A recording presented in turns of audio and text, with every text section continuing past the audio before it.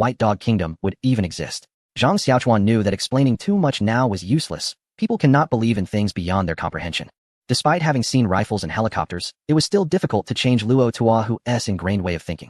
Just as they were talking, someone reported that the 8-nation alliance had arrived at the city gates. Below the city, Zhao Yifu and the kings of the 7 nations were discussing. Zhao Yifu pointed at the city wall and said, "Look at this city wall. The city gate shows no signs of being attacked at all. And do you see? The flags atop the wall are still the royal flag of the White Dog Kingdom, without any new flags appearing." King Buzu, is your scout mistaken? It can't be. King Buzu replied, "It's just that since that night, no one who went to scout has returned, so I am also unclear about what happened afterward." King Ruoxue, Dong Bai, added, "It doesn't look like the White Dog royal city has been attacked at all. Could it be that the White Dog King is deliberately setting a trap against us?" Zhao Yifu said, "However, we haven't encountered any ambush along the way. If it were against us, we wouldn't have arrived here so smoothly. Speculating further is pointless. King Buzu, you are more familiar with the White Dog King. Go and challenge him to come out and answer." As King Buzu urged his horse forward, Zhang Xiaochuan and Luo Tuahu had already ascended the city wall. Luo Tuahu looked down and saw an old acquaintance, King Buzu Deng Jiji. At this moment, King Buzu also spotted Luo Tuahu and shouted, "White Dog King, what do you mean by this? Just a few days ago, you were clearly asking for help from all sides, yet now your royal city is perfectly fine with no signs of being attacked. What do you have to say for yourself?" Luo Tuahu felt very embarrassed. What could he explain? If he said he took 500 people to beat 100, and before he could even swing a fist, he was caught, would anyone believe him? Moreover, when you mentioned seeking help, it felt like you were asking for my demise. At that time, when Zhang Xiaochuan attacked, Luochu didn't take it seriously, but Liao Kuan insisted on sending someone for assistance. Unable to argue any further, Luochu allowed him to dispatch someone, thinking that he could just eliminate Zhang Xiaochuan later and bring the reinforcements back. Unfortunately, as soon as he left the city, he was defeated and later forgot to retrieve the person sent for help. By the time he remembered, 2 days had passed. And he didn't dare to speak directly to Zhang Xiaochuan for fear that he might misunderstand his intentions, only to have the situation exposed unexpectedly. Just as Luochu was struggling with what to say, Zhang Xiaochuan's voice came over. "Bei Gaowang, you really are a coward. I also want to know what happened." Luochu hurriedly knelt before Zhang Xiaochuan, saying, "My lord, I truly did not intend to invite the Eastern Queen to attack." He then explained the situation to Zhang Xiaochuan, who nodded and chose not to expose Luochu's ulterior motives, deciding to demonstrate the concept of modern collaborative warfare. Since the city walls were low, Luochu spoke without any reservations. And thus, the words reached the ears of the enemy leader below. At that moment, he was cursing loudly. "Luochu, you two-faced coward. You're unworthy of being a warrior on the plateau, surrendering so easily. Did you open the gates to surrender?" After cursing, he rode back to Zhao Ye's side. Zhao Ye remarked, "Given the situation, the people on the wall are Bei Gaowang's new masters. Since the matter is clear, let's breach the city and deal with the two of them before making further plans." The Weak Water King said, "I thought we should observe a bit longer. Look at the warriors on the city wall, those in tight-fitting clothes. We don't know their affiliations, but there aren't many of them. They might be lying in ambush. So we need to maintain our rear guard." While they were discussing strategies below, Zhang Xiaochuan took out a telescope and pointed at Zhao Yi, saying, "Bei Gaowang. This should be the young prince from the Eastern Queen's country." Following Zhang Xiaochuan's direction, Luochu was strained to see the features of the person below. However, judging by the clothing, it was undoubtedly the young prince from the Eastern Queen's country, so he replied, "Indeed." Zhang Xiaochuan commented, "This young prince is truly beautiful, exuding both charisma and a holy grace, embodying two conflicting qualities without seeming out of place, instead evoking a desire to conquer." As he spoke, Zhang Xiaochuan handed the telescope to Luochu. Luochu couldn't help but grumble internally, thinking that with disaster looming, Zhang Xiaochuan still had the leisure to admire beauty. However, when he looked through the telescope and saw the enemy formations clearly, his eyes widened in amazement. It was indeed a treasure for military operations, revealing every detail from such a distance. He then tried to look further away, able to see the situation 2,000 steps out, marveling at the clarity. But he soon felt disheartened, realizing that this wouldn't change the tide of battle, as he still couldn't see where Zhang Xiaochuan's confidence in victory lay. Zhang Xiaochuan looked at Luochu and said, "Stop looking, send someone to prepare. The banquet needs to be moved up." Who would have thought they would arrive so quickly? Ruining our previous arrangements? Luochu pinched his fingers tightly, struggling to suppress the urge to jump off the wall. At this time, preparing for a banquet, is that really appropriate? Zhang Xiaochuan noticed Luo Tua, who looked utterly despairing, realizing he might still doubt their chances of victory. So he said, "You stay here first. Fatty, you go get ready." "Yes, master." Before leaving, he shot a glare at Luo Tua. "My master is known as the Little Celestial Master. Do you understand?" Luo Tua was completely bewildered. "What? Little Celestial Master?" Chapter 119. Decapitation Operation. Zhang Xiaochuan said to Teng Yi, "The decapitation operation, begin." Teng Yi nodded in agreement, then pulled out a handgun and fired a shot into the sky. With a loud bang, a signal flare shot up, trailing a long tail, and exploded into a colorful smoke cloud. While the coalition forces below were still guessing what was happening, a buzzing sound came from the sky. and they saw a black object rapidly approaching above Zhao Yifu, dropping 2 ropes, from which 2 figures swiftly descended. Before Zhao Yifu could react, he was bound by a rope around his waist and quickly lifted into the air. Some of the guards beside Zhao Yifu reacted quickly, raising their bows to shoot the ones who were abducting him, but as soon as they raised their weapons, they were shot dead with a bang, one after another. Before they could counterattack, Zhao Yifu had already been hoisted onto the city wall by the helicopter. 2 guards brought Zhao Yifu before Zhang Xiaochuan, who said to Luo Tuo, "See, this war is already won." Luo Tuo's mouth dropped open. Damn, it can be played like this. Moreover, when those who tried to save Zhao Yifu were shot dead, Luo Tuo clearly saw that it was from the people beside him.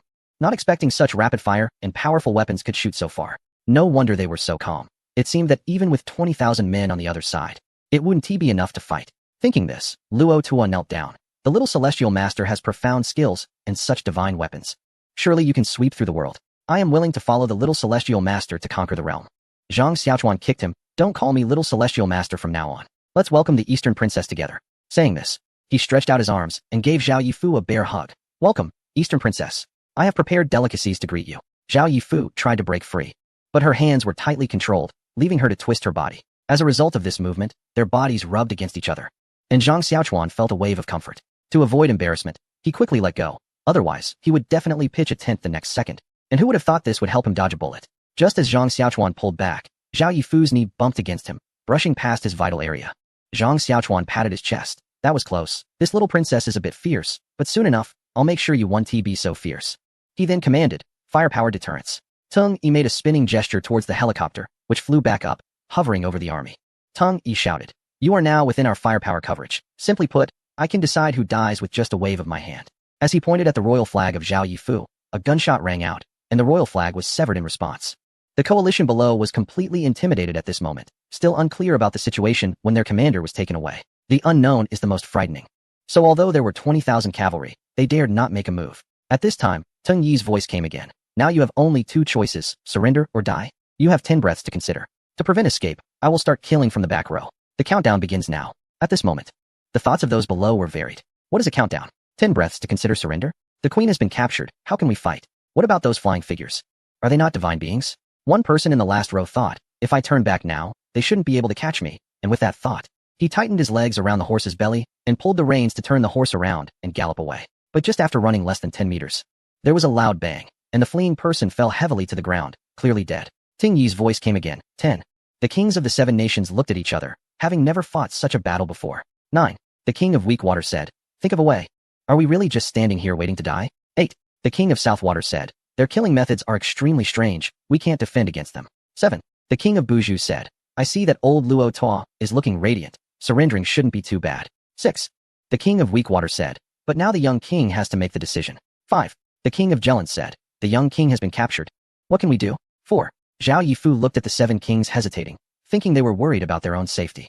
Anxiously said, you don't need to worry about me, attack the city with all your might. 3. The king of Weakwater said, we can't attack, if we do, we might lose our heads immediately. 2. The king of Qingyuan said, it's too late, let's surrender. 1. The 7 kings dismounted simultaneously, kneeling on the ground and shouting, we are willing to surrender. The cavalry behind the 7 kings also dismounted and laid down their weapons in surrender. Only the forces of the Eastern Woman Nation were at a loss, about to surrender when Zhao Yifu shouted, warriors of the Eastern Woman Nation, I command you to attack the city immediately. Zhang Xiaochuan shook his head. Women are stubborn, you will regret your decision. Saying this, Zhang Xiaochuan nodded at Tung Yi, who then shouted, free fire, 10 shots in a round. Just as the cavalry of the Eastern Woman Nation began to charge, a hail of bullets came pouring down. And in just a few seconds, many fell before them, leaving those behind stunned and unsure of what to do. Zhao Yifu was heartbroken. Watching her people fall in droves, she regretted it now, seeing such powerful force. Why did she insist on holding out, needlessly sacrificing so many lives? She ground her teeth and shouted in despair, you are a devil. We surrender, the forces of the Eastern Woman Nation surrender.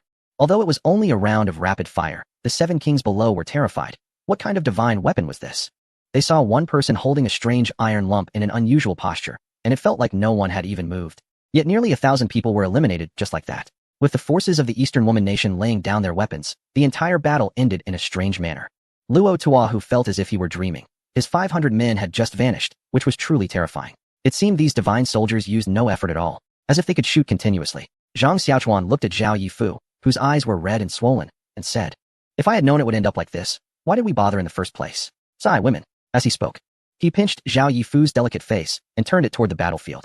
He saw that the cavalry who had just been shot down were now getting up.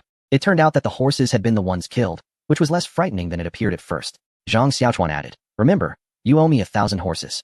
Zhao Yifu didn't pay much attention to the latter part of Zhang Xiaochuan's words. Seeing her kin stand up again, her frown relaxed, and her tear-filled eyes surprisingly showed a hint of tenderness. Chapter 120.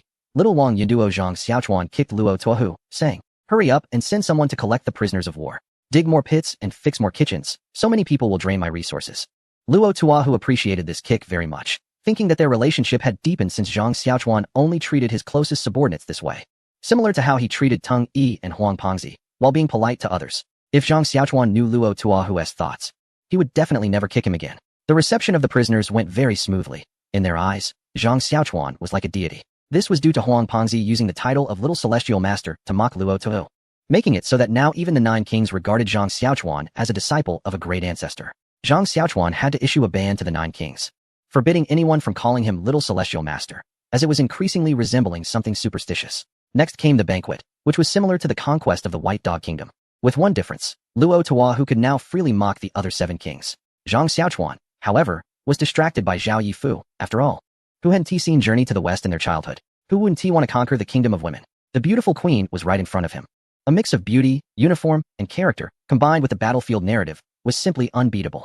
Zhang Xiaochuan asked warmly, "Are you satisfied with the delicious food arranged for you, queen?" After drinking, Zhao Yifu's cheeks turned slightly red, adding to her charm, and she replied with a hint of tipsiness, "It's very delicious. It's the first time I've had such a meal. Just don't call me queen anymore. Call me Yifu instead." "All right. But Yifu sounds a bit awkward," he replied. "Haha, Yifu is my Han name. My real name is Yunduo," she said. Zhang Xiaochuan took the opportunity to say, "I see, Yunduo. Your name is well known, and I admire you greatly. So, upon hearing you were coming to the White Dog Kingdom as a guest, I specifically prepared a gift for you." Zhao Yifu chuckled, "Since you admire me, why not spend a night as my husband?" Zhang Xiaochuan nearly spit out the water he hadn't swallowed yet. Is the Eastern Women's Kingdom this open? If I don't agree, would I still be considered a person? However, he couldn't appear too eager, lest he ruin his grand image, so he said, "Is that so? But we just met. Isn't that a bit inappropriate?" Zhao Yifu replied, "There's nothing inappropriate about it. In our Eastern Women's Kingdom, we practice walking marriages, meaning as long as the woman is willing, she can freely enjoy the company of any man." Zhang Xiaochuan immediately showed his true colors, grinning like a mischievous kid, and said, "Oh really? Since you, Cloud, have invited me so warmly, I won't decline." Zhao Yifu then added, "But it's a bit inappropriate. Women from our region are not allowed to marry outsiders." Zhang Xiaochuan's face immediately fell. So, does that mean we are fated to be apart?" Zhao Yifu looked at Zhang Xiaochuan's expressive face and giggled. "It's not entirely impossible. Quick, tell me." Zhao Yifu came closer to Zhang Xiaochuan and whispered in his ear, "The queen of our region is not bound by this restriction, and as a minor royal, I also have some leeway." Zhang Xiaochuan felt a thrill at her words, itching to end the banquet and take this minor royal to a room right away. Just as Zhang Xiaochuan was reveling in his thoughts, Zhao Yifu asked, "You mentioned you had prepared a gift earlier. What is it?" Zhang Xiaochuan snapped back to reality. "The gift, right, the gift. Fatty Huang." Upon hearing Zhang Xiaochuan's call, Fatty Huang quickly ran over. Zhang Xiaochuan asked, "How's the preparation?" "Master, it's ready," Fatty Huang replied. "Great, then bring it out." Zhao Yifu looked at Zhang Xiaochuan's mysterious demeanor and suddenly felt a bit excited. At that moment, Fatty Huang returned, followed by 2 others carrying a wooden board with a round, snow-white item on it. At first glance, Zhao Yifu thought it was snow, but given the season, finding snow on the mountain wasn't that impressive, so she felt a bit disappointed. Zhang Xiaochuan, however, was oblivious to Zhao Yifu's change in expression. He pointed at the item being brought over and said, "This is the cream cake I specially arranged for you." Zhao Yifu perked up upon hearing this. "What kind of cake is it?" "It's a type of dessert." Saying this, he shot a glance at Fatty Huang, who immediately handed over a knife. Zhang Xiaochuan took the knife and handed it to Zhao Yifu. "Here, let me teach you how to cut the cake." Without waiting for Zhao Yifu's consent, he placed the handle in her hand and then held her hand over it. He couldn't help but exclaim, "So smooth." Zhao Yifu didn't hear clearly and asked, "What?" "Nothing. I was just saying this cake is nice." With that, he cut it in half. "Wow, what a rich buttery aroma, and it has a sweet taste." Zhao Yifu let Zhang Xiaochuan guide her hand as he slowly cut the cake. Unfortunately, the cake was quickly sliced, leaving Zhang Xiaochuan wanting more.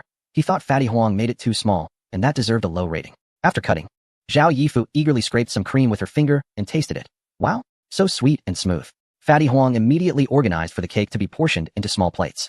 Zhao Yifu took the cake and began to eat. The cream combined with the cake base neutralized the greasiness, making it soft, sticky, and slightly silky in her mouth, with a sweetness that shot straight to her head. Feeling a bit tipsy from the sweetness, she remembered Zhang Xiaochuan said this was specially prepared for her, and she puckered her lips, still smeared with cream, to give Zhang Xiaochuan a kiss. On the side, Zhang Xiaochuan resembled a cheetah lying in wait for its prey, watching Zhao Yifu eat with such delight that he found it incredibly cute.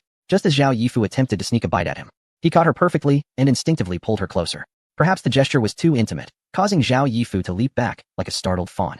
Zhang Xiaochuan clicked his tongue in both pleasure and disappointment. So soft and fragrant, but unfortunately, he hadn't had the chance to stick out his tongue, and her figure was simply exquisite. That night, everyone was intoxicated. It was surprising that tens of thousands had gathered here, only to be intimidated before they even made a move. Then they surrendered, laid down their arms, and started a bonfire party, which felt rather absurd. It felt as if they had traveled hundreds of miles just to participate in this grand celebration. It was hard to say whether it was frustration or shock. In any case, he wanted to vent and drown his sorrows in drink. The barley wine was surprisingly smooth, but it hit hard. Zhang Xiaochuan stumbled back to his room. He pushed the door open. Although there was candlelight inside, it was still quite dim. Just as he was about to step over the threshold, a hand landed on his shoulder. Zhang Xiaochuan was startled, thinking, damn, not again. At that moment, he broke into a cold sweat, and as a breeze blew in, he shivered, the alcohol fading from his mind. However, along with the wind came a familiar fragrance. Wasn't that my cloud? Chapter 121. It's not impossible. Zhang Xiaochuan's surprise turned into delight as he turned to embrace Zhao Yifu, only to find her slipping into the room and sitting at the low table. He quickly followed and saw Zhao Yifu extend her delicate hand, trying hard to create distance. Although Zhang Xiaochuan was eager, he knew he had to be patient, otherwise, it would all be in vain. He sat down beside her and asked seriously, "You came to find me so late. Is there something on your mind?" Zhao Yifu couldn't help but chuckle at Zhang Xiaochuan's sudden seriousness. "You were just so impatient a moment ago, and now you're putting on a front?" Zhang Xiaochuan immediately reverted to his playful demeanor. "I thought you liked me being serious." Zhao Yifu retorted, "Who likes you? You're not shy at all. What do you think I don't know?" Zhang Xiaochuan slowly leaned closer to Zhao Yifu, stopping just before touching her and asking, "What do you think I'm thinking?"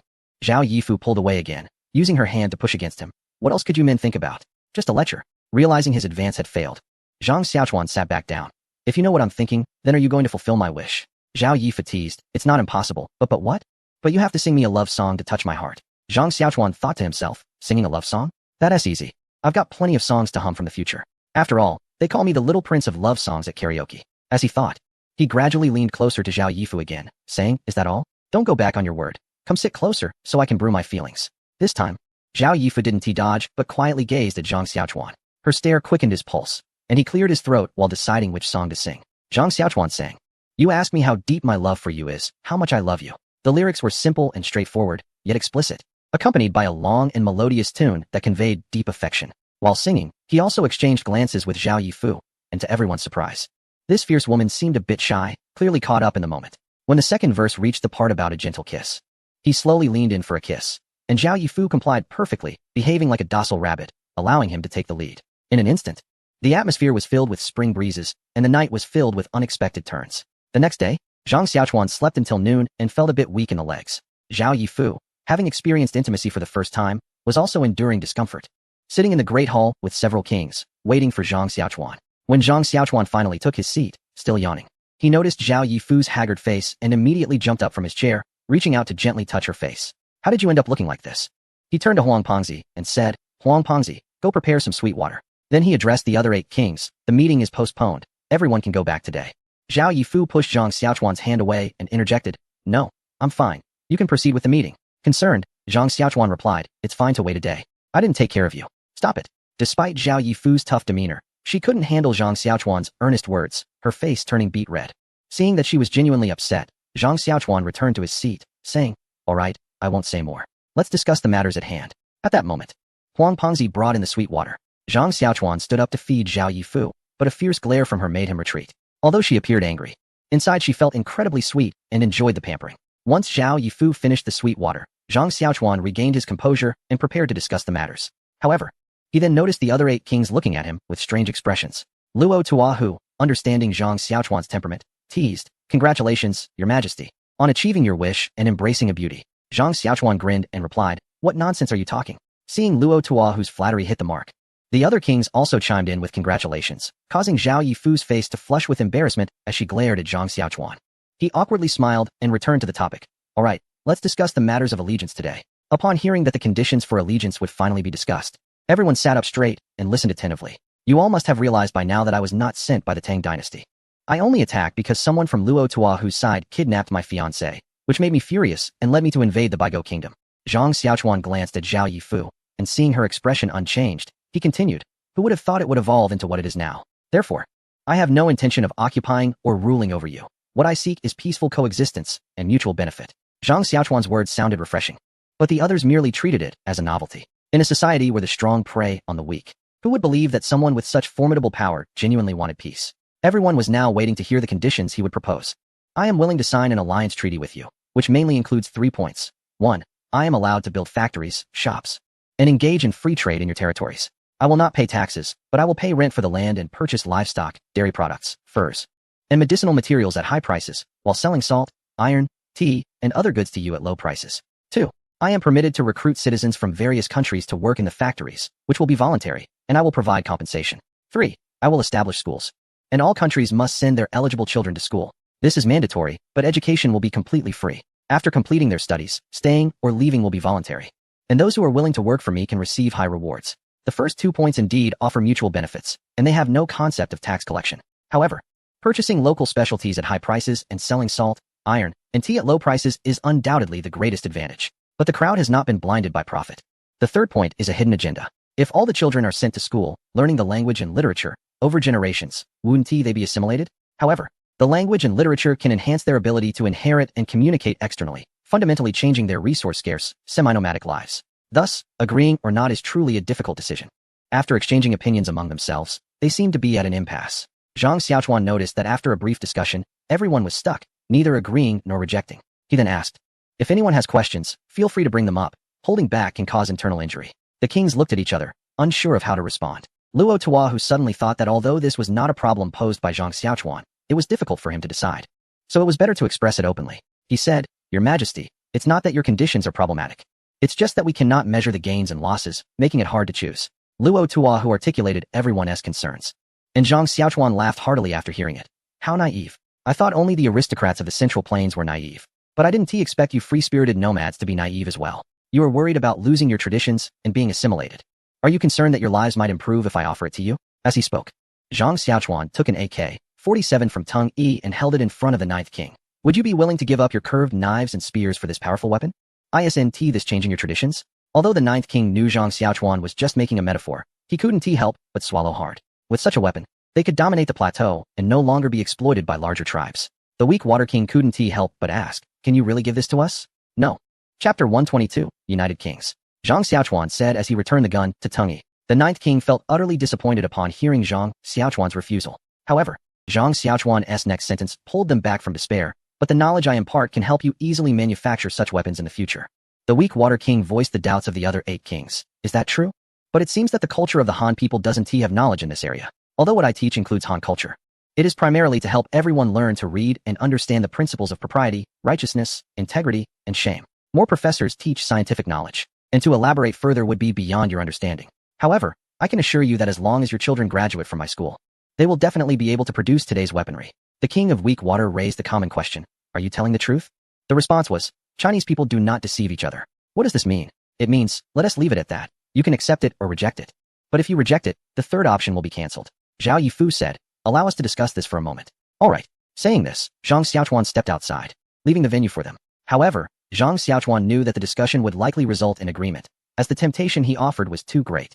Even a slight possibility would prompt them to try. Zhang Xiaochuan had not eaten since he got up and was feeling a bit hungry. So, he asked Huang Pengzi to prepare food for him, planning to return after eating, by which time they would have finished most of their discussion.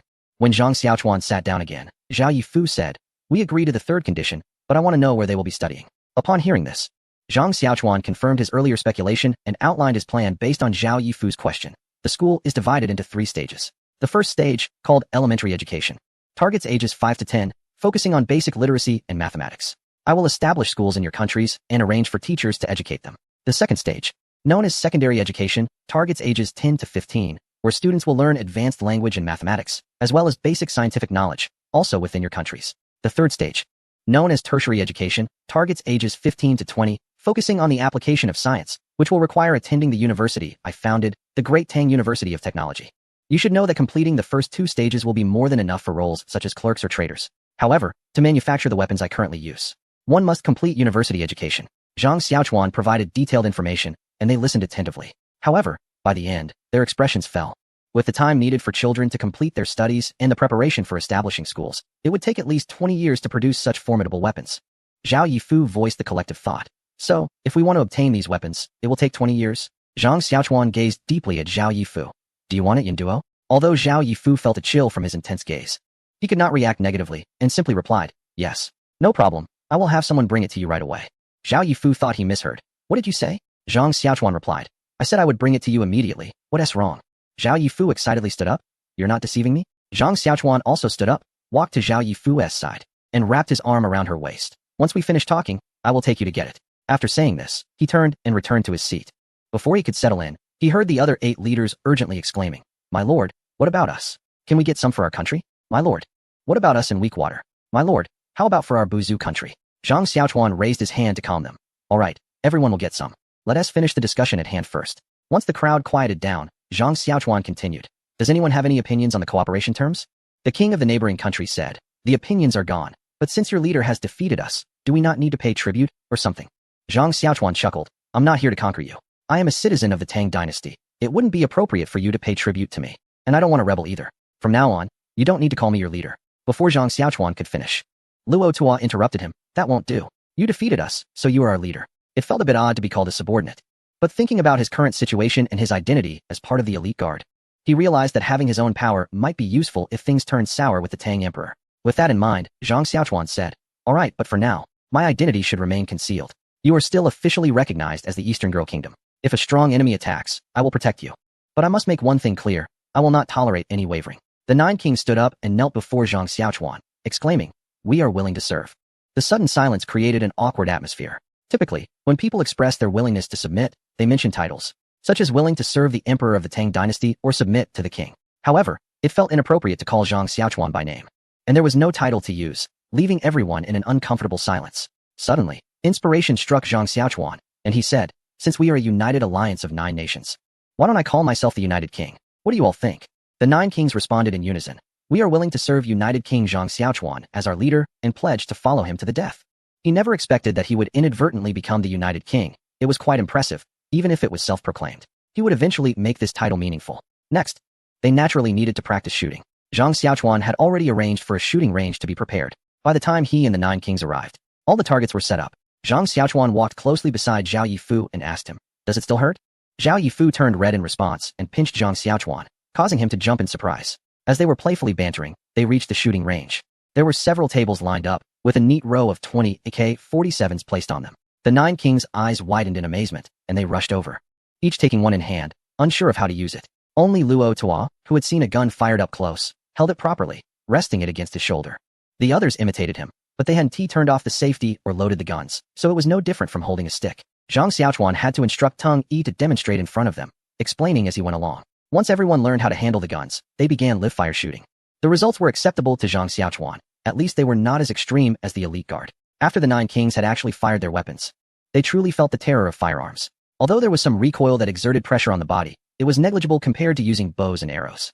A good archer usually needs to take a break after shooting 4 or 5 arrows in a row. If they shoot over 10, they will need a long rest. In contrast, with a firearm, one can fire hundreds of rounds without any issue. It feels like if there were enough bullets, one could shoot all day long. To prevent them from becoming overconfident after acquiring firearms, Zhang Xiaochuan specifically had Teng Yi bring out the latest mortar. When the shell landed, everyone was stunned. They rushed over to see the explosive power, and they realized that if they had started with this weapon, their densely packed troops of 20,000 would probably have been wiped out in just a few shots. After seeing this, the appeal of their rifles diminished instantly. However, they understood that Zhang Xiaochuan was using this as a show of military deterrence. Noticing their slightly depressed mood, Zhang Xiaochuan said, There is no need to feel disheartened. Think about how powerful the weapons in your hands are against others. The 9 kings reflected on this and realized they had been overly anxious. After all, they were also wielding extraordinary weapons capable of overpowering traditional blades. Zhang Xiaochuan continued, Moreover, this mortar I demonstrated today, as long as you show me enough loyalty, I will provide it to you. As soon as he finished speaking, the 9 kings knelt in unison, declaring, We vow to follow the United Kingdom's king to the death. With no second thoughts, Zhang Xiaochuan instructed them to rise, and then said, All right. I will distribute firearms now. Each of you will receive 10 guns and 500 rounds of ammunition. If you run low on bullets later, you can come to me. But bear in mind that my firearms and ammunition come at a cost. Subsequent bullets will be 100 won each. Initially, Zhang Xiaochuan considered stating 500 won per round, but realizing these were his subordinates, he decided to keep the price reasonable. Currently, bullets were hard to come by, costing at least 30 won each, so he decided to let them have it at a 70 won profit. Everyone accepted this price. But some expressed that the number of guns was too few. Zhang Xiaochuan could only vaguely mention manufacturing difficulties, as he couldn't let them think acquiring these firearms was easy. During the distribution, Zhang Xiaochuan ended up giving Zhao Yefu 20 extra guns, which sparked discontent among the other kings. Zhang Xiaochuan responded directly, "Don't feel wronged. After all, Yin Duo is my woman. What is wrong with treating her a little better? Why do you have any objections?" Unexpectedly, the usually quiet King Qingyuan chimed in, "My lord, you may not know this, but although the princess of the Eastern Women's Kingdom can engage in intimate relations with foreign men, she cannot have any further ties afterward." Zhang Xiaochuan was taken aback. It could be like that? However, since she had already given herself to him, he felt it was only right to take care of her. He countered, "So what? I have a marital bond with Yin Duo for a day. I have the right to take care of her, don't I? My lord." "That's not what I meant," the king clarified. "I have a daughter who is beautiful as a flower. If you don't mind, I can bring her to you." Before Zhang Xiaochuan could respond, King Ruoshui interjected, "What about your daughter?" "I have a daughter too. My lord, I'll send someone to fetch her right now."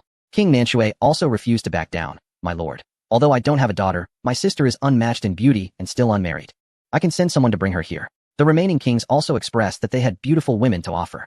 Zhang Xiaochuan spoke up to stop the conversation. "I have a fiancé in the Tang dynasty and will be getting married soon. I appreciate everyone's good intentions."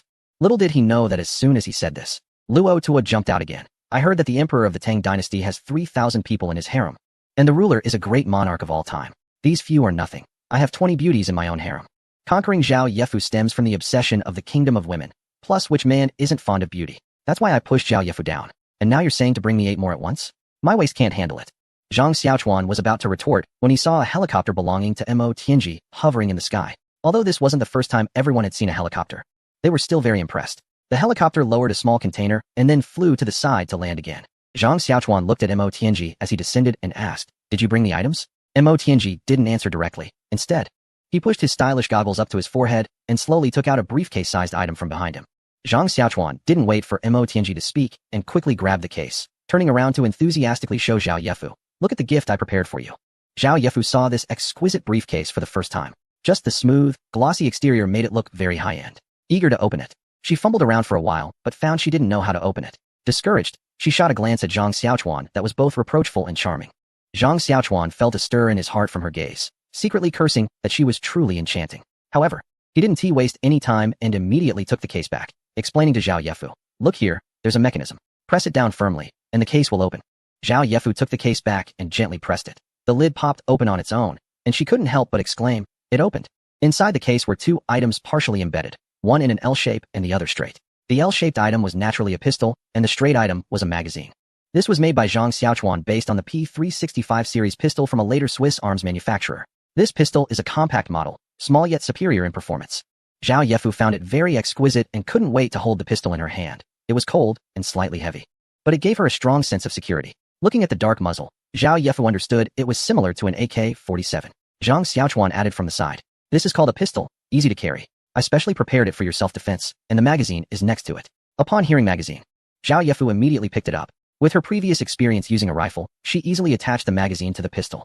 Mo Tianji watched the two trying out the gun and asked Ting Yi, "What's going on? Why does it feel so ambiguous?" Tung Yi seemed unfazed. "It's not ambiguous. They're already getting along well. Isn't that too fast? I just went back for a trip and they're already together. No wonder I was asked to bring a gun. It turns out it's for this purpose." Tung Yi continued, "Who says it isn't? Erlang really has a talent in this regard. I just wonder if he has the same talent in other areas." The other 8 kings watched as Zhao Yifu fired a handgun, and suddenly their rifles didn't seem so appealing anymore. Although the handgun was undoubtedly less lethal than a rifle, it was unique and a symbol of status. Just imagine pulling it out from one's sleeve. How impressive that would be. No, the king of weak water was the first to lose his composure. Quickly calling his subordinates, "We need to bring the princess back immediately. If we bring her and she refuses, that would be problematic.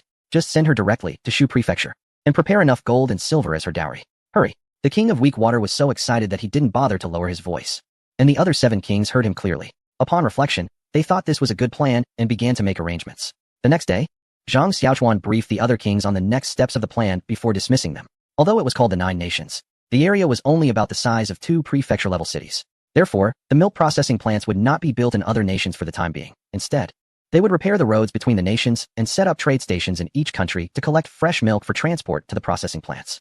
Each king returned to their respective territories, while Zhang Xiaochuan accompanied young king Zhao Yifu to the Eastern Women's Kingdom, as the submission needed to be approved by the Great King. However, Zhao Yifu assured him that he could persuade the Great King. On the way to the Eastern Women's Kingdom, Zhang Xiaochuan traveled with Zhao Yifu, enjoying the scenic views along the way. Upon arrival, Zhao Yifu arranged accommodations for Zhang Xiaochuan and his guards, then went to the palace to find the Great King, Yin Er. The Great King was a woman in her 50s with an oval face, light makeup, and plain clothing. Yet her youthful skin made it hard to believe she was over 50. This was Yin Er, the Great King of the Eastern Women's Kingdom. Despite not wearing luxurious garments, her commanding presence was undeniable. Upon seeing Zhao Yifu bowing, Yin Er said, have a seat. The scout returned and reported that your journey has been quite fruitful, but the details are lacking. Why don't you explain it yourself? Zhao Yifu suddenly knelt on the ground, saying, this young king has taken it upon himself to submit to Zhang Xiaochuan. I ask for the Great King's punishment. Yin Er replied, enough. If 20,000 can't defeat even 100, what good is it not to submit? Get up and tell me what happened. Zhao Yifu recounted the events in detail. Yin Er was very surprised, and her emotions were unsettled for a long time. You mean that miraculous weapon called a rifle has been brought back? Yes, Zhao Yifu replied, gesturing for someone to bring in an AK-47. Great King, please take a look. It was Yin Er's first time seeing a rifle. It looks strange, I don't know how to use it. Why not try it yourself? Great King, that would be great. Go arrange it. After experiencing the power of the automatic rifle, Yin Er no longer spoke of it as strange, but held it in her arms as if it were her child, although her expression was somewhat fierce. Good. Haha, this is wonderful. With such a weapon, how can those who oppress us still do so? As she spoke, tears streamed down her face, and she choked out. But it must be hard for you to become subservient to another. Unexpectedly, Zhao Yifu shyly smiled. It's not such a hardship. That young gentleman, Zhang, is quite a good person. Yin Er pretended to be angry and said, look at you. You've lost your soul. If that's the case, perhaps I should relieve you of your duties and let you go. Zhao Yifu realized he had been somewhat carried away and quickly admitted his mistake. Xiao Wang was wrong. He only stays in the Eastern Female Kingdom and doesn't he go anywhere else. Do as you like. Take this opportunity to get closer to him in the next few days. If we have his bloodline, our Eastern Female Kingdom will have the greatest protection. However, even if he possesses divine abilities, he is still just a merchant from a certain kingdom. It's enough to obtain weapons. Would we really treat him as our master? How would we explain that to the emperor on the other side? Arianer said earnestly, it seems your perspective needs some sharpening. If he were truly an emperor, would he care about our Eastern Female Kingdom's loyalty? It is precisely because he is a mere merchant now that he needs to rely on us. And we can receive equal treatment. He holds such powerful weapons. Given time, he could become something extraordinary. Moreover, the fact that he can provide you with such items indicates he has even more formidable weaponry. Just think about what that could be. And it sends chills down one's spine. Zhao Yifu awkwardly replied, you have a keen eye, your majesty. I almost forgot to mention. He indeed has something even more powerful called a mortar, which can strike from 1,000 paces away and can split mountains. With one shot, it could break our city gates. Is that so? Then we should wholeheartedly follow him. However, after spending these days with him, I've noticed he doesn't seem to have any ambitions. Following him won't lead to anything significant. Arianer tapped Zhao Yifu on the forehead. I think it's you who won't accomplish much. He may not have ambitions as a merchant now, but as his power grows, that will change. By the way, how much wealth are you planning to send with him? Zhao Yifu replied. He said he is not here to plunder us, and doesn't he want us to pay him tribute? If he says he doesn't want it, then don't give it to him. Besides, those 8 little ghosts probably have already sent the goods to the Zhang family. Don't worry about that. I'll handle it. You go call him to meet. At that moment, Zhang Xiaochuan was wandering around the Eastern Female Kingdom. The men from the kingdom did have a somewhat feminine demeanor. But that wasn't the case for everyone. Many of the soldiers were still men. Suddenly, Zhang Xiaochuan noticed a man gazing at the sky at a 45-degree angle. Although dressed in the attire of the Eastern Female Kingdom, he stood out like a lighthouse in the night, completely incompatible with the temperament of the local men. It was clear he was an outsider, just like Zhang Xiaochuan. So he approached and greeted. Hello, my name is Zhang Xiaochuan. What do you call yourself? The man slowly turned his head to look at Zhang Xiaochuan, appearing like a lovesick man who had just experienced heartbreak. He didn't answer Zhang Xiaochuan, but rather spoke as if to himself, an outsider? Yes, aren't you also an outsider? The man asked curiously. How did you figure that out? Zhang Xiaochuan couldn't help but retort. With the way you look, it's hard not to notice. You might as well have outsider written on your face. The man was surprised. Is it really that obvious? Very obvious. Just take a look. Zhang Xiaochuan pointed to the other men from the Eastern Female Kingdom, who were either hurrying along, busy with their work, or lazily chatting. None of them appeared melancholic, unlike in certain places where you could see heartbroken scholars everywhere. Thus, this man's demeanor seemed particularly out of place. The man sighed. It seems I'm an oddity no matter where I go. A man with a story appeared in the Land of Daughters, and Zhang Xiaochuan's curiosity was piqued. It seemed that you are a person with a story, and I have fine wine. He then instructed his attendant to fetch some wine and asked for some dishes to be prepared. The man, seeing Zhang Xiaochuan send someone for wine, started a conversation. I am Li Xiqian, from Chang'an. As soon as he finished speaking, Zhang Xiaochuan jumped up. Li Xiqian? The man immediately took a defensive stance. Who are you, and how do you know my name? After speaking, he relaxed, as if giving up resistance, and said, in the end, can't I just live in peace? Go ahead. This tone indicated acceptance. and it was unexpected to run into the deceased former crown prince in this remote area. This was Li Ying, known in history for being one of the 3 sons killed by Li Longji. What was going on? Wasn't it said that he had been killed by Li Longji? Now he was standing alive right in front of him. How could one not be curious about such a huge revelation? Chapter 125. Are you really the crown prince?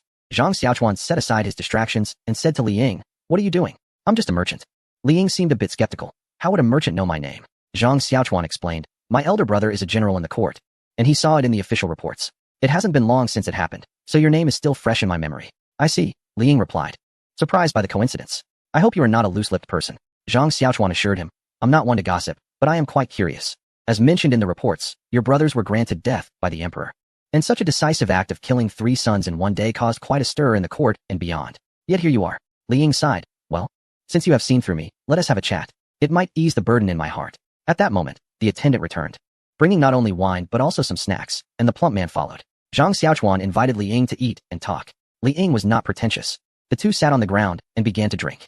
Li Ying then recounted the whole story. Actually, the story began with Li Ying's mother, the Zhao family, who was originally a singer from Luzhou and came from a humble background. During Wu Zetian's reign, Li Longji was appointed to Luzhou. There, he encountered the beautiful and talented Zhao, whom he greatly favored, taking her as a concubine and eventually elevating her to the title of concubine Zhao. She bore him his second son, Li Xiqian, Li Ying. After Li Longji ascended the throne and needed to appoint a crown prince, his eldest son Li Zong had a disfigured face from a hunting accident, so he named Li Ying as the crown prince.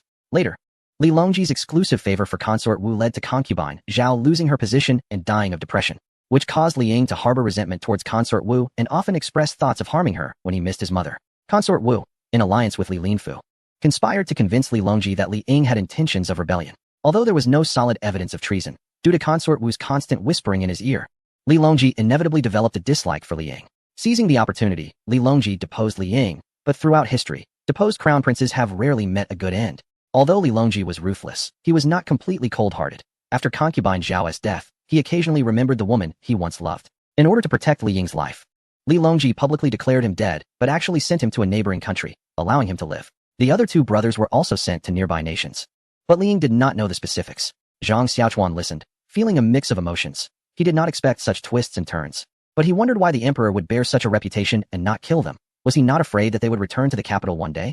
After experiencing this, I realized that my father still valued emotions. However, he placed too much importance on the throne and was overly afraid of losing power, which led him to eliminate all potential threats. Moreover, this way, he could also reassure those who truly wished for my demise. Upon hearing this, Zhang Xiaochuan suddenly thought of a serious issue. Could it be that someone is monitoring you? If I know this secret, doesn't that mean? Li Ying interrupted Zhang Xiaochuan, saying, "Don't worry, no one is watching me. I should say there are no people related to my father here. As long as I stay in the capital of this neighboring country, I can do whatever I want without anyone asking or caring." Zhang Xiaochuan breathed a sigh of relief. "That's best. The food is here, let's eat and chat." Li Ying tasted the stir-fried dish and was instantly delighted. This is delicious. How did you make this? It looks like an egg." "It's an egg. It's called fermented black bean scrambled eggs, perfect for drinking or eating with rice." "Fermented black bean scrambled eggs, perfect. Haha, this dish is great, and so is this conversation, delicious and interesting." Seeing Li Ying so excited about a scrambled egg, Zhang Xiaochuan couldn't help but think, "Are you really the former crown prince? Getting so thrilled over a scrambled egg, how uncultured." Suddenly, he heard a voice echoing his thoughts. "Are you really the former crown prince? Getting so thrilled over a scrambled egg, how uncultured." Zhang Xiaochuan was a bit bewildered. How did my inner thoughts come out loud? It wasn't me speaking. He looked up and saw Teng Yi's disdainful expression. Zhang Xiaochuan couldn't help but give a thumbs up. When it comes to retorts, it has to be you, Teng Yi. Li Ying had just experienced a tragic fall from grace, going from esteem to being treated like dirt. At this moment, even facing death, he remained calm. Who would have thought he would be so shaken by a plate of scrambled eggs? Now, Li Ying was at a loss, his hands suspended in the air, unsure whether to take another piece. Zhang Xiaochuan saw Li Ying's awkwardness and felt that Teng Yi had indeed gone a bit too far. After all, he had just gone from prince to a mere shadow of his former self. If he were to die of embarrassment from one comment, it would be quite the awkward situation. So he kicked Teng Yi. "Get lost." Turning back to Li Ying, he said, "My subordinate doesn't know better. Don't mind him. This dish is stir-fried, taught by my master. Try this stir-fried meat next." With that kick, Zhang Xiaochuan relieved Li Ying of his embarrassment. After tasting the stir-fried meat, he praised, "This meat is also very delicious, crispy on the outside and tender on the inside, as if it has juice, truly wonderful. With such delicacies, one must drink a toast." The two shouted in unison, "Cheers to the divine drink." Before Li Ying could ask, Zhang Xiaochuan continued, "Cheers, drink up." Delighted, Li Ying finished his drink and said, "I have always spoken of myself as this king. Now let us talk about you, Zhang Xiaochuan. Why have you come to this neighboring country? Zhang Xiaochuan said. The prince of that country bullied my fiancée, and I couldn't stand it. So I brought 100 people to give the king of that country a beating. Who knew that the Eastern Kingdom and 7 other nations gathered 40,000 to help? And I ended up getting beaten too. After that, they wanted to join me. So I came to talk to the king of the Eastern Kingdom. Li Ying looked confused. You mean you got angry for a beauty, then fought 100 against 40,000, and actually won? Zhang Xiaochuan gave him a thumbs up. That is a pretty good summary. Li Ying looked at Zhang Xiaochuan with a skeptical expression. Do I look like a fool to you? Do you think I can believe that? Zhang Xiaochuan knew that explaining wouldn't help. People can't believe things that exceed their own thinking limits.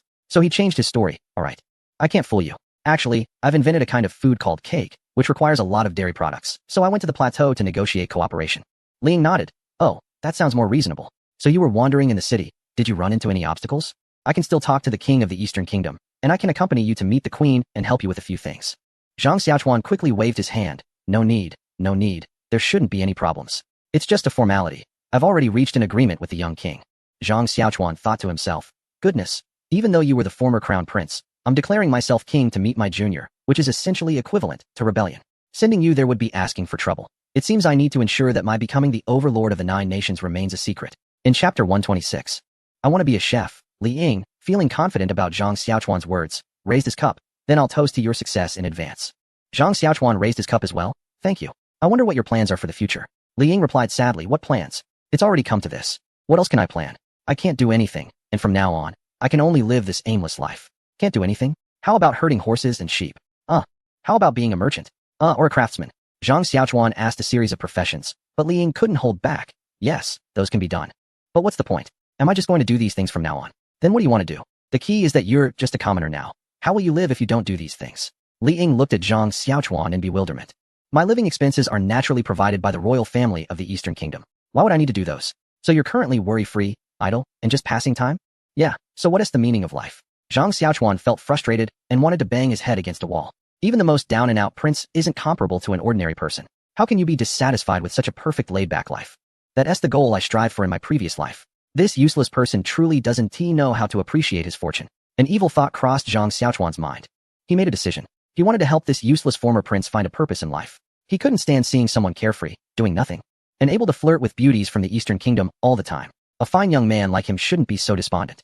Zhang Xiaochuan suddenly showed an angry expression, pulling on Li Ying's collar as he stood up. It's meaningless. Look at these people, working from dawn to dusk just for a meal, braving the scorching sun and harsh winds.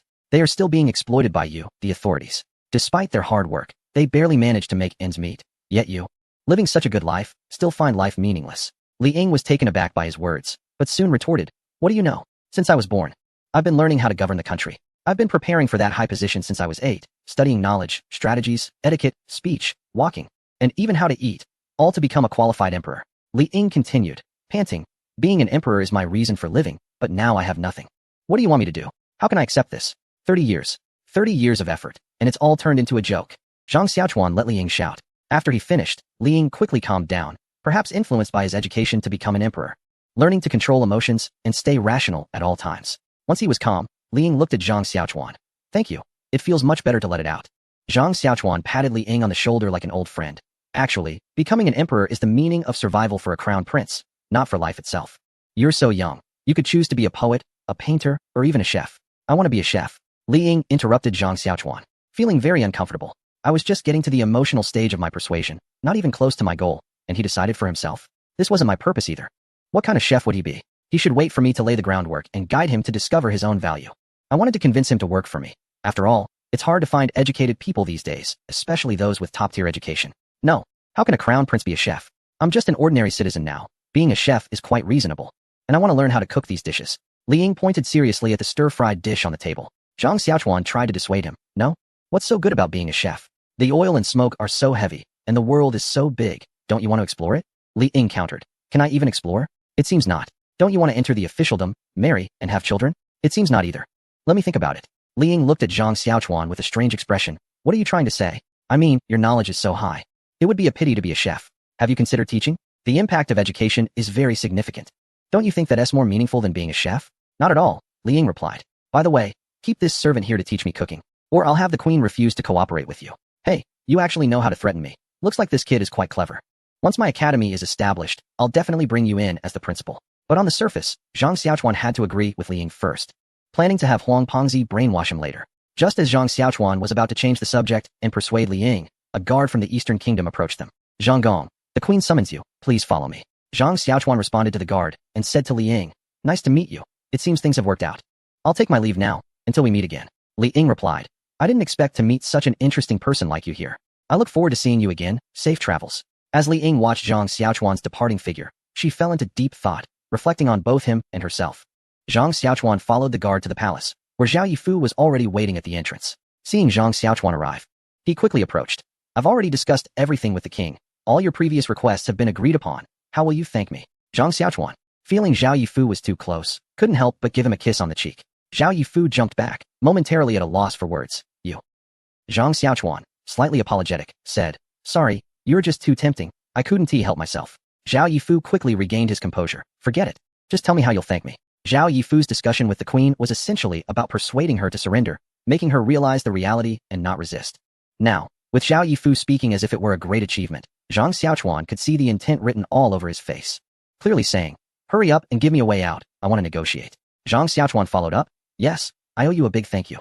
You can propose your conditions. I want a mortar. Zhao Yifu spoke cautiously, observing Zhang Xiaochuan's expression, but upon seeing his cold and unchanged demeanor, he had to swallow his words. He then said, the pistol was taken by the king. Can you give me 3 more? Zhang Xiaochuan didn't respond, but gestured for Zhao Yifu to come closer. As soon as Zhao Yifu leaned in, he received another kiss. Zhang Xiaochuan looked at Zhao Yifu, who was now keeping his distance again, and said, 1 kiss for 1 item, still missing 1. If you want it, come a bit closer. Just as Zhao Yifu was contemplating, a voice interrupted their playful banter. The queen of the Eastern Kingdom, Yan Heir, pays her respects to the sovereign. Chapter 127. A woman's strategy. Zhang Xiaochuan quickly stepped forward to help the elegantly dressed Queen Yan Heir, whose facial features bore some resemblance to Zhao Yifu's. Although wrinkles had begun to appear on her face, they could not hide her extraordinary beauty. After Yan Heir stood up, she took Zhang Xiaochuan's arm and turned towards the main hall, leading him to the throne that originally belonged to the queen. Zhang Xiaochuan did not hesitate and sat down directly. Yan Heir led the officials of the Eastern Kingdom to bow down once again, calling out, we pay respects to His Majesty, the King of the United Nations. As Zhang Xiaochuan looked at the crowd bowing before him, a unique sense of satisfaction rose within him, a feeling of control over everything, and his mind became somewhat hazy. This sensation was incredibly exhilarating. Touching the gems on the throne, he thought, is this the feeling of power? Although he had experienced it once in another kingdom, he still felt a rush of excitement. This feeling was indeed captivating. Zhang Xiaochuan said calmly, no need for formalities, everyone rise. The Queen of the East stood up and took her seat beside Zhang Xiaochuan, while 2 rows of female officials stood neatly below. Zhang Xiaochuan was enjoying the sight of the beautiful women when he heard Yan Heir say, let us begin. Zhang Xiaochuan snapped back to reality and interrupted, didn't we just finish? What other ceremonies are there? Yan Heir said, Your Majesty, this is the Chancellor of the Eastern Female Kingdom. Next, I will provide an overview of the Eastern Female Kingdom, including information on land, population, wealth, and systems. Zhang Xiaochuan's face immediately fell. If he had to report every detail, it would be overwhelming. Although the Eastern Female Kingdom was not large, the accumulated information was quite daunting. He remembered that in his previous job, annual summaries could take an entire day, let alone for a country with hundreds of thousands of people. So he said, let's skip this. I'm not here to completely rule over you. You just need to acknowledge my existence, and there's no need for such detailed reports. Unexpectedly, Yan Heir's expression grew cold, revealing an imposing presence of authority. She firmly said to Zhang Xiaochuan, I ask you to take on the responsibilities of a sovereign. We will be your subjects from now on. We treat you sincerely, and do you mean to dismiss us? Although she was speaking from the heart, her commanding demeanor left Zhang Xiaochuan feeling suffocated, and he had no choice but to concede. All right, let's begin the report then. He straightened his clothes, sat up straight to show respect. The Chancellor of the Eastern Female Kingdom began her report. The Eastern Female Kingdom is located in the Canyon River, Jin River, and weak water areas, west to the Danda Mountain, and east bordering the Great Tang's Mao Prefecture and Yu Prefecture. The content was detailed and quite hypnotic. Zhang Xiaochuan listened until he felt drowsy, and just as he thought he had fallen asleep, Yan Heir's voice called out, Your Majesty, Your Majesty. Zhang Xiaochuan suddenly woke up, resembling someone who had just emerged from an annual meeting, and began to clap his hands. After a few claps, he realized his hands were suspended in midair, frozen in place. It was quite embarrassing. After a brief pause, Zhang Xiaochuan noticed that no one was laughing at him or showing disdain, disgust, or blame. They were all quietly waiting for him to speak. He thought to himself, that's right, I am the highest authority here, no one dares to mock me. He adjusted his posture and sat up straight again, then said, Eastern Queen, please continue. Next, the report covered diplomatic situations. This time, Zhang Xiaochuan paid attention, realizing that this group had been scheming against him. The Eastern Female Kingdom, unable to withstand the oppression from another region, had been feigning submission. Fortunately, That region was currently in turmoil and could not focus on unruly vassal states like the Eastern Female Kingdom. However, once they consolidated power, they would surely deal with them decisively. Thus, the Eastern Female Kingdom expressed its allegiance while actively seeking connections with the Great Tang for protection. Unfortunately, it would be too difficult for the Great Tang to invade that region, and they would not risk military action on behalf of the Eastern Female Kingdom, leaving them to consider relocation for safety. But who would want to abandon their homeland, especially on such a large scale? The Eastern Female Kingdom now found itself in a dilemma. Historically, about a decade later, the turmoil in that region ended, and the Eastern Female Kingdom along with 8 other states were defeated. Some were captured and made slaves, while others fled to the Great Tang to settle. However, a minor king named Zhao Yifu, upon seeing Zhang Xiaochuan's formidable weapons, decisively chose to surrender and dedicate himself to Zhang Xiaochuan, inadvertently pulling him into the fray. The Eastern Female Kingdom's openness with Zhang Xiaochuan was a calculated strategy. I must tell you clearly that I am willing to be your subordinate and completely submit. But you need to be prepared to face challenges from the neighboring region. However, it doesn't matter to Zhang Xiaochuan. All the armies in front of him are like ants, which is actually better. At least he doesn't have to worry about their loyalty, as the longer they follow him, the more prosperous they will become. As the saying goes, it is easy to go from frugality to luxury, but hard to go from luxury to frugality. By that time, they will no longer be able to part with him. Therefore, after reporting the diplomatic situation, Zhang Xiaochuan did not make any statements, which was the best stance he could take. After reporting a few more matters, it seemed that they were finally about to conclude. Zhang Xiaochuan no longer had any desire for power. If they held meetings every day, who could stand it? Just think about the emperor's morning court sessions starting at 4 or 5 in the morning. It's terrifying. Araner said, Your Majesty, I have reported everything regarding the Eastern Women's Kingdom. Is there anything else you need to inquire about? Zhang Xiaochuan hurriedly replied, No, can we conclude now? Your Majesty, I have one more matter to report. Zhang Xiaochuan had no choice but to sit down reluctantly. Since they were already here, he might as well let her speak. Seeing Zhang Xiaochuan sit down again, Araner said, Your Majesty may find it difficult to stay in the royal city in the future. I worry that there will be no one to take care of you. Fortunately, I have 2 daughters who are willing to serve you, to ease my heartfelt concern. Upon hearing this, Zhang Xiaochuan thought, to send women? No way.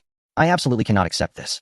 This is not just a matter of casual encounters. Bringing them back would require giving them a title. How could I manage 3 women at home? He quickly declined, saying, Thank you for the kind offer, Queen of the Eastern Women, but I have a fiancé in Suzhou. So it's really. Just as Zhang Xiaochuan was halfway through, he noticed Araner's expression turning cold, her imposing presence erupting. She interrupted him, saying, Why not meet them first, and then decide? Zhang Xiaochuan felt frustrated and wanted to spit blood. It was truly bizarre. He clearly had overwhelming strength and was her current leader, but why did he feel intimidated deep down when Araner showed her authority? He forced himself to calm down and nodded, saying, All right, then let's meet them first. Chapter 128. Joy multiplied by 3. Araner waved her hand, and a maid immediately ran out, returning shortly after with 2 tall young ladies following her. When Zhang Xiaochuan looked again, he doubted his eyesight, rubbed his eyes, and confirmed it. Araner was truly ruthless. Who could resist twins, especially tall and beautiful ones? It was a perfect joy multiplied by 2, something no normal man could refuse. Araner looked at Zhang Xiaochuan, who had a foolish grin on his face, and said lightly, These are my daughters, the princesses of the Eastern Women's Kingdom, Daya and Xiaoya. I wonder if they will catch your eye. I must say, although Araner had never been married, she had a firm grasp on a man's psychology. She specifically emphasized during the introduction that they were princesses. Upon hearing this, Zhang Xiaochuan thought, Oh my god, I'm doomed. Princesses, twins, perfect figures, beautiful looks, these are my women. I must have saved the solar system in my past life. Seeing that Zhang Xiaochuan did not respond, Araner cleared her throat twice and asked again, Your Majesty, do they catch your eye? Zhang Xiaochuan's thoughts were interrupted by her cough, and feeling slightly embarrassed, he replied, Yes, they do. I gladly accept the Queen's earnest intentions. You can rest assured that I will take good care of the 2 young ladies. I have to say, the local kingdom is decisive in such matters. They had the young ladies cleaned up and sent to Zhang Xiaochuan's bed that very night. Zhang Xiaochuan looked at the 2 beautiful twins lying before him, completely exposed, glancing from left to right, wiping his mouth several times. What should he do? Having never experienced twins before, he had no idea where to start and was desperately seeking advice, feeling quite anxious. That night was dreamy, joyful, absurd, and exhausting. Zhang Xiaochuan had a wild time for most of the night, mainly because the experience was so enjoyable that he couldn't help but indulge. Eventually, he lay alone in bed, and after becoming too tired, he fell asleep. When he woke up, he found himself alone. The young ladies had disappeared. Zhang Xiaochuan tried to get out of bed, but he felt too exhausted. Sighing, he thought to himself that he was still young and should exercise some restraint.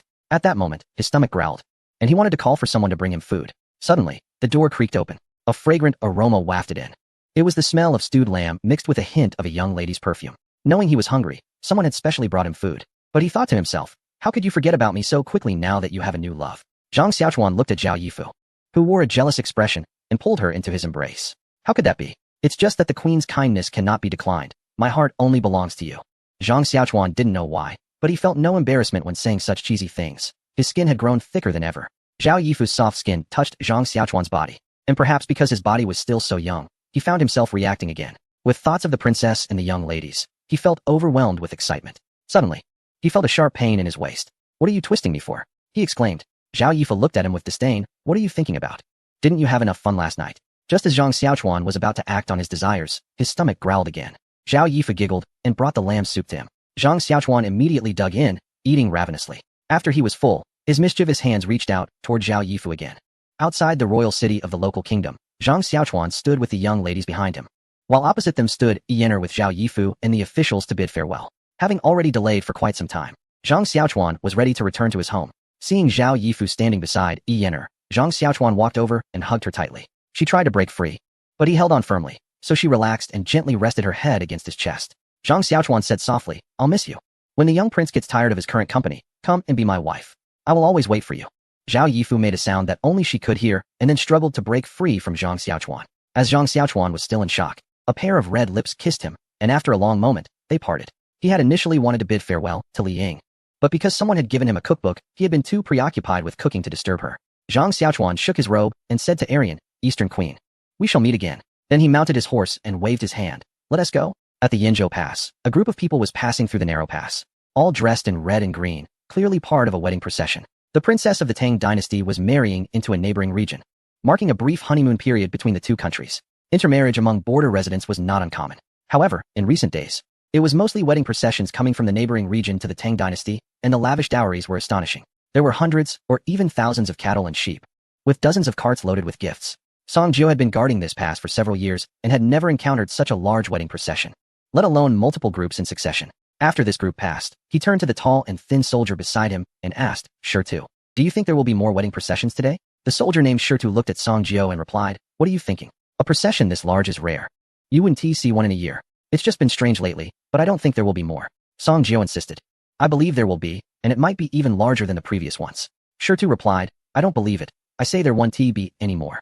Song Jiu, being quite stubborn, suggested, how about we make a bet? If there are more, you lose. If not, I lose. Shirtu, intrigued, replied, all right. But since we're betting, there should be a little stake. The loser pays the winner 10 coins. Fine, it's a deal. That night, Shirtu happily looked at Song Jiu and said, come on, 10 coins, don't try to back out. Reluctantly, Song Jiu fumbled around for the money, feeling it was more difficult than a monk scraping dirt off a ball. After a while, he finally found a small bag and carefully took out 10 coins, slapping them into his hand. Here. The next day, Shirtu teased Song Jiu, who was still unhappy about losing 10 coins. Song Jiu, do you think there will be more wedding processions today? Song Jiu was very stubborn. It was clear that such a large-scale wedding would only happen if a tribal leader was marrying off his daughter. Encountering one in a year was already remarkable, after all. Which tribal leader would marry his daughter into the Tang dynasty? Several groups had already passed, and everyone thought it was unlikely there would be more. Deep down, Song Jiu also felt there probably wouldn't be, but he couldn't stand being provoked. As soon as Shirtu mentioned it, Song Jiu fired up. I think there will be. Shirtu countered, I think there won't be. Wanna bet? Let us bet. I'm not afraid of you. Same stake of 10 coins. 10 coins it is, I'm not afraid. That night, Shirtu smiled at Song Jiu. 10 coins, thank you. On the third day, Shirtu said, Song Jiu, what do you guess? Song Jiu replied, I guess there will be. I believe there will be more. If you don't agree, let us bet. I just think there will be. All right, it's settled, but don't get too anxious. Who is anxious? I just have a loud voice. Is that a problem? All right then. Chapter 129. The wedding procession. Zhang Xiaochuan and his group moved slowly, as there was a wedding procession following behind them. After all, both Dia and Xiaoya were princesses, so the Eastern Queen had provided a lot of valuables: gold, silver, medicinal herbs, leather, and jade. They had also received many living creatures, including horses, cattle, and sheep. Thus, the procession was quite grand. It was fine to move slowly, the scenery was beautiful, and there were lovely companions, so it felt like a leisurely road trip, even if there were a few too many people. As Zhang Xiaochuan gazed at the prefecture pass coming into view, he felt quite emotional. If it weren't for the warmth of the two princesses in his hands, he would hardly believe it was real. He had actually married two princesses. Daya, the elder sister, was lively and playful, while Xiaoya, the younger sister, was calm and enjoyed peace. Both were quite traditional and obedient to Zhang Xiaochuan. Thinking of this, he mischievously considered trying to unlock some new experiences once they returned. At that moment, the procession came to a halt. Zhang Xiaochuan urged his horse forward and saw an excited guard at the pass. Yes, excited. He looked as if he were a common citizen seeing the liberators during a tumultuous time. This struck Zhang Xiaochuan as very strange. Before he could say anything, the guard quickly approached him, wearing a sycophantic expression. Young sir, you look like a distinguished gentleman. May I ask if this is the wedding procession? Zhang Xiaochuan didn't want to engage with this odd guard. Unfortunately, he needed him to inspect their goods to pass through, so he avoided the question and said, "We are Han merchants returning from Tibet and need to pass through. I hope the soldier can assist us quickly." However, the guard persisted, "What business? Don't lie to me. This procession is clearly for a wedding, yet you deny it. Are you hiding something?" Zhang Xiaochuan thought the guard might be looking for a bribe. So he signaled to Huang Pengzi. Huang Pengzi quickly pulled the guard aside and took out a handful of coins from his sleeve to give him. Unexpectedly, the guard became even more emboldened. "Well, not only do you deny this is a wedding procession, but you also try to bribe me? It seems you truly have ill intentions. Prepare to be detained." Saying this, he turned to head back to the pass to call for help. Zhang Xiaochuan was furious. What kind of nonsense was this? He wasn't even checking identities and kept insisting it was a wedding procession. It seemed that being patient wouldn't work anymore. He then directly lashed out at Teng Yi, who quickly jumped off his horse and grabbed the guard's collar. "Wait, Erlang has something to say." The guard's feet left the ground, and his arrogance diminished significantly, but he still stubbornly retorted, "What do you want? This is a pass. Causing trouble here is tantamount to attacking the pass. This is rebellion. Think carefully about your actions." Zhang Xiaochuan initially wanted to argue with the guard, but the man was too infuriating. He shouted, "You, a mere guard, are more concerned with whether this is a wedding procession than checking my identity documents. You even try to frame me. I think you're the one with issues. Let us detain you and have a word with the commander about what this means." Teng Yi, being impulsive, didn't he consider the consequences of hitting the guard and directly swung his fists, striking the guard, who screamed in distress. The area was bustling with noise, and it was visible at the checkpoint as well. At that moment, a group of soldiers rushed out. Confronting the people led by Zhang Xiaochuan, the soldier with a swollen face, still arrogant, shouted, "You dared to hit me. When the commander arrives, none of you will get away." As he spoke, a soldier who had just arrived cleared a path, and a figure in general's armor strode in confidently. The beaten soldier quickly approached him, lamenting, "General, you must stand up for me. These unruly people don't follow the rules. I just said a few words, and they dared to hit me. This isn't just an insult to me. It's an insult to all the soldiers at the Yinzhou checkpoint, and to your honor, General." As soon as he finished, he noticed that the commander's face was already shrouded in frost. Slap. A loud slap left the soldier dizzy. "What is going on? Why hit me?" Before he could ponder further, the commander said, "Songjio, have you lost your senses? This is the brother of General Zhang from Shuzhou. Someone you are not worthy of slandering." He then turned to Zhang Xiaochuan and saluted. "I am Jiang Chong, and I have the honor to meet you, second young master." At this point, Zhang Xiaochuan had dismounted. He initially wanted to pass through quietly, but unexpectedly caught the attention of the deputy commander Jiang. "Second young master, you're being too formal. A few days ago, I attended your esteemed governor's housewarming banquet in Shuzhou, and it was quite memorable. Now that you've come to my territory, I must show you some hospitality. Why didn't anyone inform me in advance? I could have come out earlier to welcome you," Jiang Chong said. Zhang Xiaochuan waved his hand. "I was just in a hurry to travel and didn't want to delay." Although Song Jio was stubborn, he wasn't foolish. He knew Jiang Chong had been transferred from Shuzhou last year and had privately mentioned that the county lord of Shuzhou was his former superior. From their conversation, he realized Zhang Xiaochuan's identity and felt dread. He had acted recklessly and falsely accused someone, and now he was likely facing dire consequences. Just as Zhang Xiaochuan was about to continue speaking with Jiang Chong, he saw Song Jio suddenly kneel down. "I'm a blind fool for offending you, my lord. Please forgive me." Before Zhang Xiaochuan could respond, Jiang Chong angrily said, "You have the nerve to beg for mercy? Bind him and take him away." However, Zhang Xiaochuan raised his hand to stop him. "Wait a moment." Jiang Chong, looking troubled, said, "Second young master, do you want to deal with him personally? It might be a bit inappropriate to act now." "No, I just have a few questions." He looked at Song Jio and asked, "Tell me, why were you so fixated on whether we were part of a wedding procession, even going so far as to falsely accuse us?" Song Jio had nothing to hide and explained the betting incident. After hearing his account, Zhang Xiaochuan quickly grasped the key point. "So, you're saying that several wedding processions entered the checkpoint a few days ago. Do you know which tribe they belong to?" Song Jio thought for a moment and replied, "I remember one was from the White Dog tribe, and they were talking about marrying a princess." Upon hearing this, Zhang Xiaochuan glanced back at the group behind him, hoping it wasn't he as he feared. With the reason clarified and no further questions, he instructed Jiang Chong to take the man away, leaving the decision on how to handle him to others. People must face the consequences of their actions. At this moment, Jiang Chong interjected, "Erlang, I must say, I'm a bit curious. This setup really looks like a wedding procession." Zhang Xiaochuan awkwardly smiled. "You guessed it right. These two are princesses from a neighboring kingdom, and the convoy behind is delivering the dowry." Although he had a rough idea, hearing Zhang Xiaochuan confirm it still surprised Jiang Chong. "So it really is a wedding procession, and they are princesses. May I ask where this princess is getting married?" Zhang Xiaochuan didn't rush to answer. Instead, he pulled Dia over and kissed her. Jiang Chong's eyes widened, giving a thumbs up. Erlang is indeed a dragon among men. It's only natural to have a princess. Zhang Xiaochuan grinned. "Well said." Knowing the news of the wedding procession that Songzhou mentioned, Zhang Xiaochuan was genuinely worried that his suspicions were true. Therefore, he couldn't afford to delay any longer and needed to return immediately. After some casual conversation, He bid farewell to Jiang Chong and quickly set off with Dia and 10 guards, galloping back to the estate. Chapter 130. 10 Princesses. Zhang Xiaochuan truly hoped he was wrong, but the fact that the White Dog tribe was marrying off a princess seemed aimed at him. If the other tribes did the same, it would be even more troublesome. The thought of Yao Yao facing unexpected competitors was daunting. Although he had already accepted 2 princesses, he couldn't take in any more if other kingdoms sent beautiful princesses. When he accepted Dia and Xiaoya, it was mainly due to the powerful twin effect and their royal status, which overwhelmed him. However, having more princesses would be a headache. If there were really 10 princesses, how would he manage? Keeping them all would surely bring chaos to his home. Thus, while on the road, Zhang Xiaochuan decided that if his suspicions were correct, he would send them all back without exception. When Zhang Xiaochuan galloped back to the estate, it was already getting dark. Aside from the continuous flow of horse-drawn carts transporting goods, everything seemed quite ordinary and peaceful. However, when he stepped into his villa with a nervous heart, the sight before him left him stunned. Rubbing his eyes, he finally confirmed that Yao Yao was indeed among the crowd. So he knew he hadn't come to the wrong place. Inside, there were over a dozen beautiful women, all wearing modern-style shapewear that Zhang Xiaochuan had borrowed, perfectly showcasing their curvy figures. The low-cut outfits hinted at their curves, and it was clear they were wearing bras. Some of the women were chatting in groups. Others were cleaning, some were setting the table, and others were cooking. Overall, it felt like a cozy gathering of friends. Zhang Xiaochuan was reluctant to interrupt this harmonious scene. At that moment, Yao Yao noticed someone at the door, looked up, and the others also turned to see.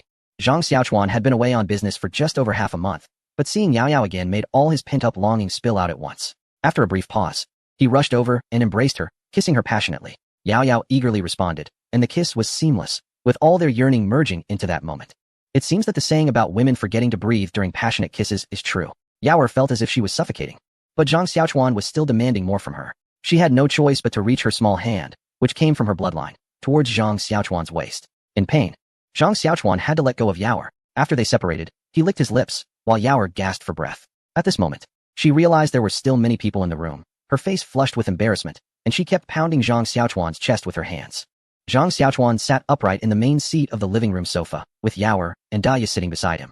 Facing them stood 2 rows of beautiful women, with the front row clearly being princesses and the back row maids. The first beauty stepped forward. "I am the eldest Princess Luo Li of the Baigo Kingdom."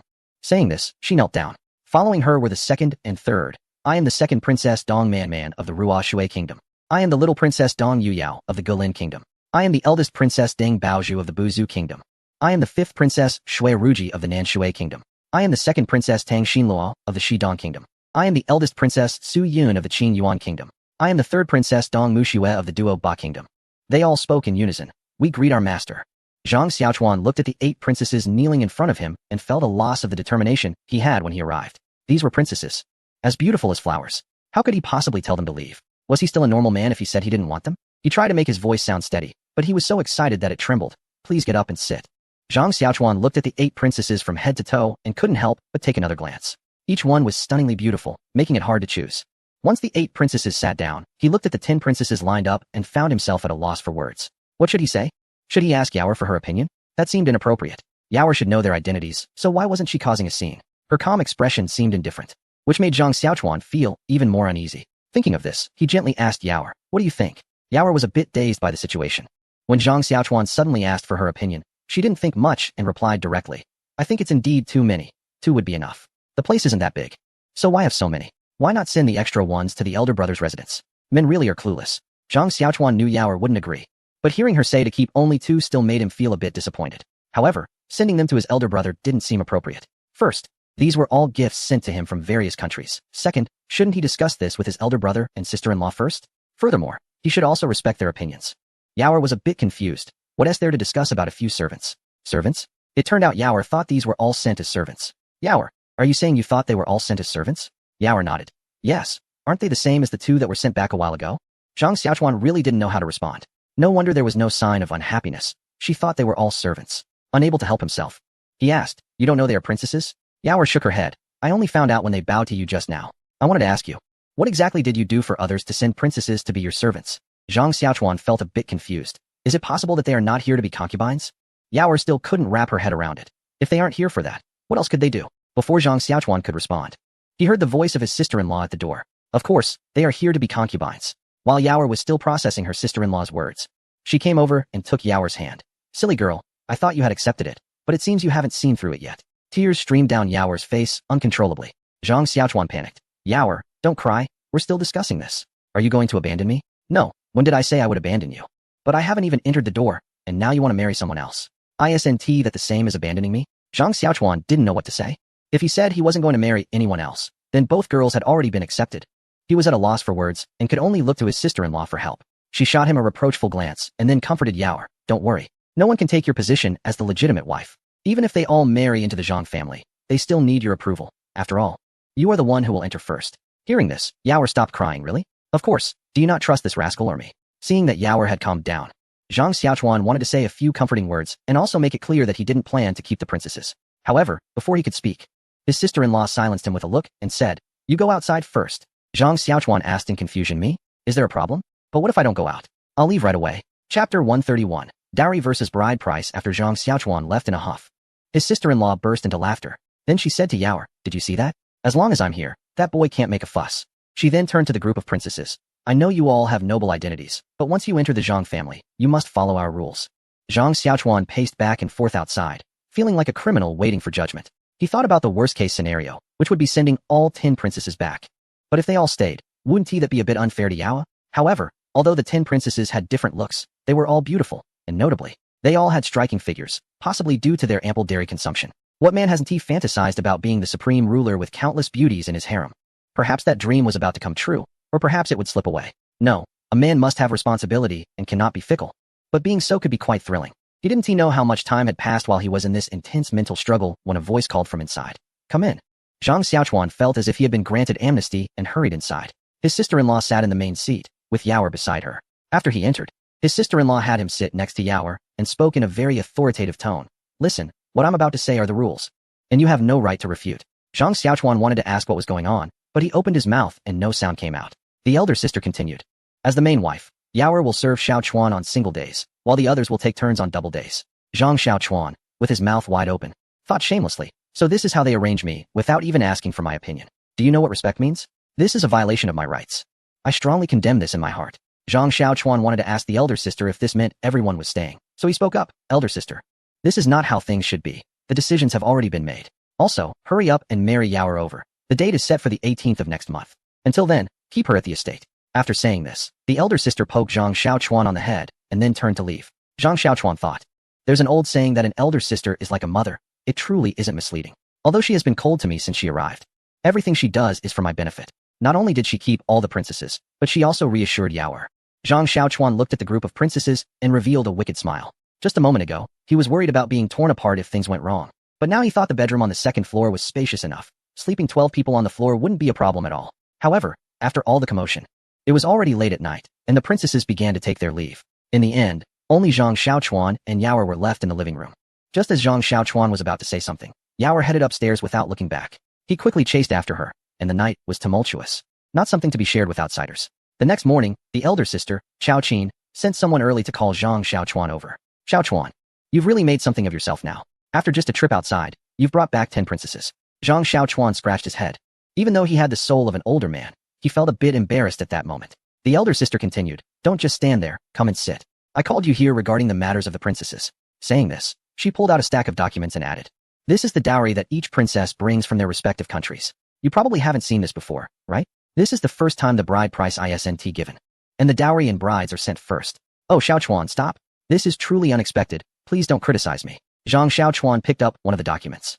It was a dowry list from a certain country, including 3,000 taels of gold, 10,000 taels of silver, 10,000 jean of copper, 100 pieces of jade and agate, 10,000 pieces of fur, 3,000 cattle and sheep each, 500 horses, and various other items. Altogether, it added up to about over 100,000 taels of dowry. Zhang Xiaochuan picked up another document, although he was slightly surprised. Most items were valued around 100,000 taels, indicating prior agreements. After calculating the total again, he couldn't help but gasp, exclaiming, "These dowries, plus those from another country, must be worth nearly 1,000,000 taels. Yes, so how should we handle the bride price? This feels like a dream. Even the emperor doesn't have such luck to marry 10 princesses." Zhang Xiaochuan also found it difficult to decide what to give as the bride price, as it was worth 1,000,000. Just then, the elder sister spoke again. "You can't just send that pile of broken glass, can you?" Zhang Xiaochuan slapped his forehead, realizing, right, I should send glass. How could I not think of that as someone from the modern world? After discussing with his sister-in-law, they decided on the betrothal gifts: 500 glass mirrors, dressing mirrors, full-length mirrors, hand mirrors, 500 sets of glassware, 1,000 jean of monosodium glutamate, 1,000 gene of tea leaves, 100 rifles, 10,000 bullets, and 10 handguns. Zhang Xiaochuan calculated that these items would cost at least 1,000 guan. His sister-in-law was aware of the costs and expressed her concern. Wouldn't this be too shabby? Why don't we add some gold and silver jewelry? Zhang Xiaochuan thought to himself that if it weren't for the need to diversify the gifts, he could just give them 100 guns, and they would be overjoyed. So he replied, that's plenty. You know these items are quite valuable in the market. We should save the gold and silver for developing the estate. We have too many factories to build recently, and I'm worried there won't be enough money. His sister-in-law thought about it and agreed. Then let's arrange it this way. Also, the princesses are still living in the servant quarters of your villa, which is a bit inappropriate. That is a bit inappropriate. Zhang Xiaochuan scratched his head. It seems the house is too small. His sister-in-law continued. Building a bigger one won't work either. How can they all live together with the servants? Especially when children come along. Zhang Xiaochuan opened his mouth wide, realizing, right, there will be children. Doesn't that mean we need to build another house? Not necessarily. When the villa was built, it was designed for each person to have their own unit. But since they aren't married yet, they can still live together. At least half of the villa is still empty. We can arrange a few units next to your villa for the princesses. Zhang Xiaochuan thought this was a good idea and agreed. That sounds good. Let's arrange it as you suggested, and we'll go with that for now. He then wanted to find Su Changming and Mo Tianji to check on the recent developments of some items. His sister-in-law stopped him. Don't rush. Although the princesses are delicate, are you really going to raise them like this? Zhang Xiaochuan was puzzled. Our family is large and prosperous now. Supporting them isn't an issue. His sister-in-law sighed softly. Well, there are some things I shouldn't say, but with so many wives, will you really have time to accompany them all? Zhang Xiaochuan nodded. Realizing he had only been thinking about his own happiness, and this was indeed a problem, I wonder if you have any solutions. Isn't the solution right in front of you? Since Yaoer has been with you, she has been busy at the company every day. Moreover, with so much work piling up, she can barely keep up. Zhang Xiaochuan felt enlightened. Yes, although these princesses are from a nomadic tribe, they can read and write to some extent. With a bit of training, they would make excellent internal staff. And if they have things to do, they won't be hovering around me every day. That's great. He said. You've woken me from my dream, sister-in-law. Since we need more hands, let's arrange for them to be trained by Yaoer, and then distribute them to the general manager's office, finance department, and human resources department. You can decide the specifics. Seeing Zhang Xiaochuan make a decision so quickly, his sister-in-law nodded in satisfaction. Chapter 132. I will take Chang'an for you after discussing some personnel arrangements and significant company matters with his sister-in-law. Zhang Xiaochuan was eager to find Mo Tianji. He arrived at the parts processing workshop, which should now be called the machining factory. As they walked into the assembly workshop, they saw Mo Tianji and Dan Xiaoxing engaged in a heated discussion. Ever since Dan Xiaoxing had witnessed Zhang Xiaochuan's bomb last time, he had been completely devoted to following Zhang Xiaochuan. He was also a chemistry enthusiast, someone who only cared about exploring things that interested him. And his loyalty would be maximized as long as those interests were met. Upon seeing Zhang Xiaochuan, they came over to greet him. Mo Tianji said, Erlang, you're just in time. I've finished building the firearm blueprints you gave me before, and I'm ready to test them now. Zhang Xiaochuan responded, oh really? What a coincidence. He then greeted Dan Xiaoxing. Greetings, Taoist Dan. Dan Xiaoxing returned the greeting, greetings, Scholar Zhang. Mo Tianji interrupted the two. Alright, Erlang, you've become quite formal. Come, let me show you. I'm really looking forward to seeing how they perform in practice.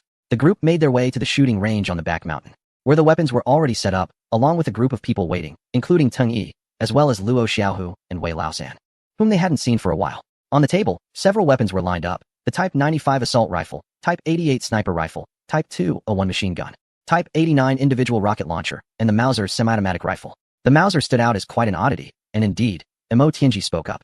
Erlang. The other weapons are all more advanced than the previous automatic rifles, as you would say, each with their strengths. But what about this semi-automatic rifle? From any perspective, it seems inferior to the others. Zhang Xiaochuan revealed a sly smile. Of course, it's meant for sale. Mo Tianji suddenly understood why he had been puzzled for so long about the retrogressive rifle. This made perfect sense. However, he still had one question. Who was this rifle going to be sold to? But now wasn't the right time to ask. Everyone had already seen the power of the automatic rifles, so they were full of anticipation for these new weapons. The speed, lethality, and range of the new weapons once again refreshed everyone's understanding. The rocket launcher served as the grand finale for the tests, and with a loud boom, a large cloud of smoke erupted from the mountaintop, revealing a pit several meters in diameter beneath the smoke. The surrounding vegetation within a radius of several meters was damaged to varying degrees, and its lethality was on par with that of a mortar, with the key advantage being that it was easier to carry and launch. After the tests, everyone felt a bit inflated, especially Teng Yi. Holding the assault rifle, he said, Erlang, get me 1,000 of this new automatic rifle, with bullets to match, and I'll help you take down Chang'an. Just as Zhang Xiaochuan was about to kick Teng Yi for his reckless words, he kicked into thin air and nearly fell over. While Teng Yi was kicked away by Mo Tianji before Zhang Xiaochuan could act, Mo Tianji's scolding followed closely. You fool, what nonsense are you spouting? Do you want to get yourself killed? Teng Yi was unbothered, dusting himself off and laughing as he ran back, while the others burst into laughter. At that moment, Wei Laosan stepped forward and said, Erlang, Since we are responsible for the security of the village and the park, shouldn't we be equipped as well? He raised the machine gun in his hand as he spoke. Zhang Xiaochuan replied, yes, we need to be equipped with firearms, but let's leave this aside. You can only carry handguns.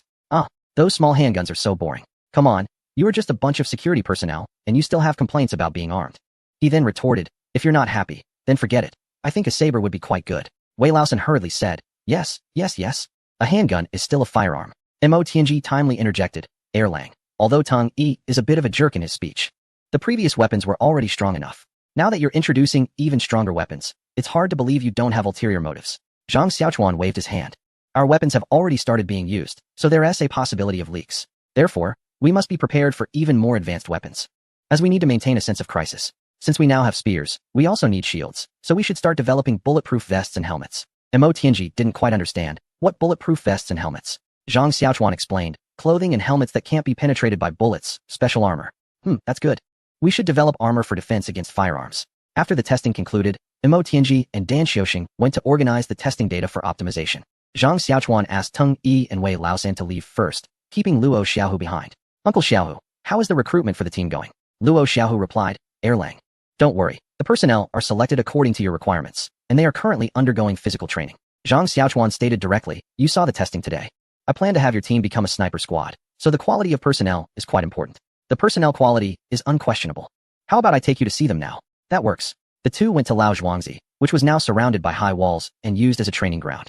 Luo Xiaohu stood in the square and blew his whistle. In a moment, a group of people quickly gathered and lined up in 10 rows of 10, totaling 100 individuals. Zhang Xiaochuan looked at each of them, strong and spirited, and was very satisfied. Luo Xiaohu stepped forward, standing straight, and shouted, a line to the right. Everyone adjusted their formation with small steps. Look forward. With a whoosh, everyone turned their heads in unison. At attention, clap, the sound of shoes colliding in unison. Everyone stood straight. Rest. Everyone made a uniform resting motion.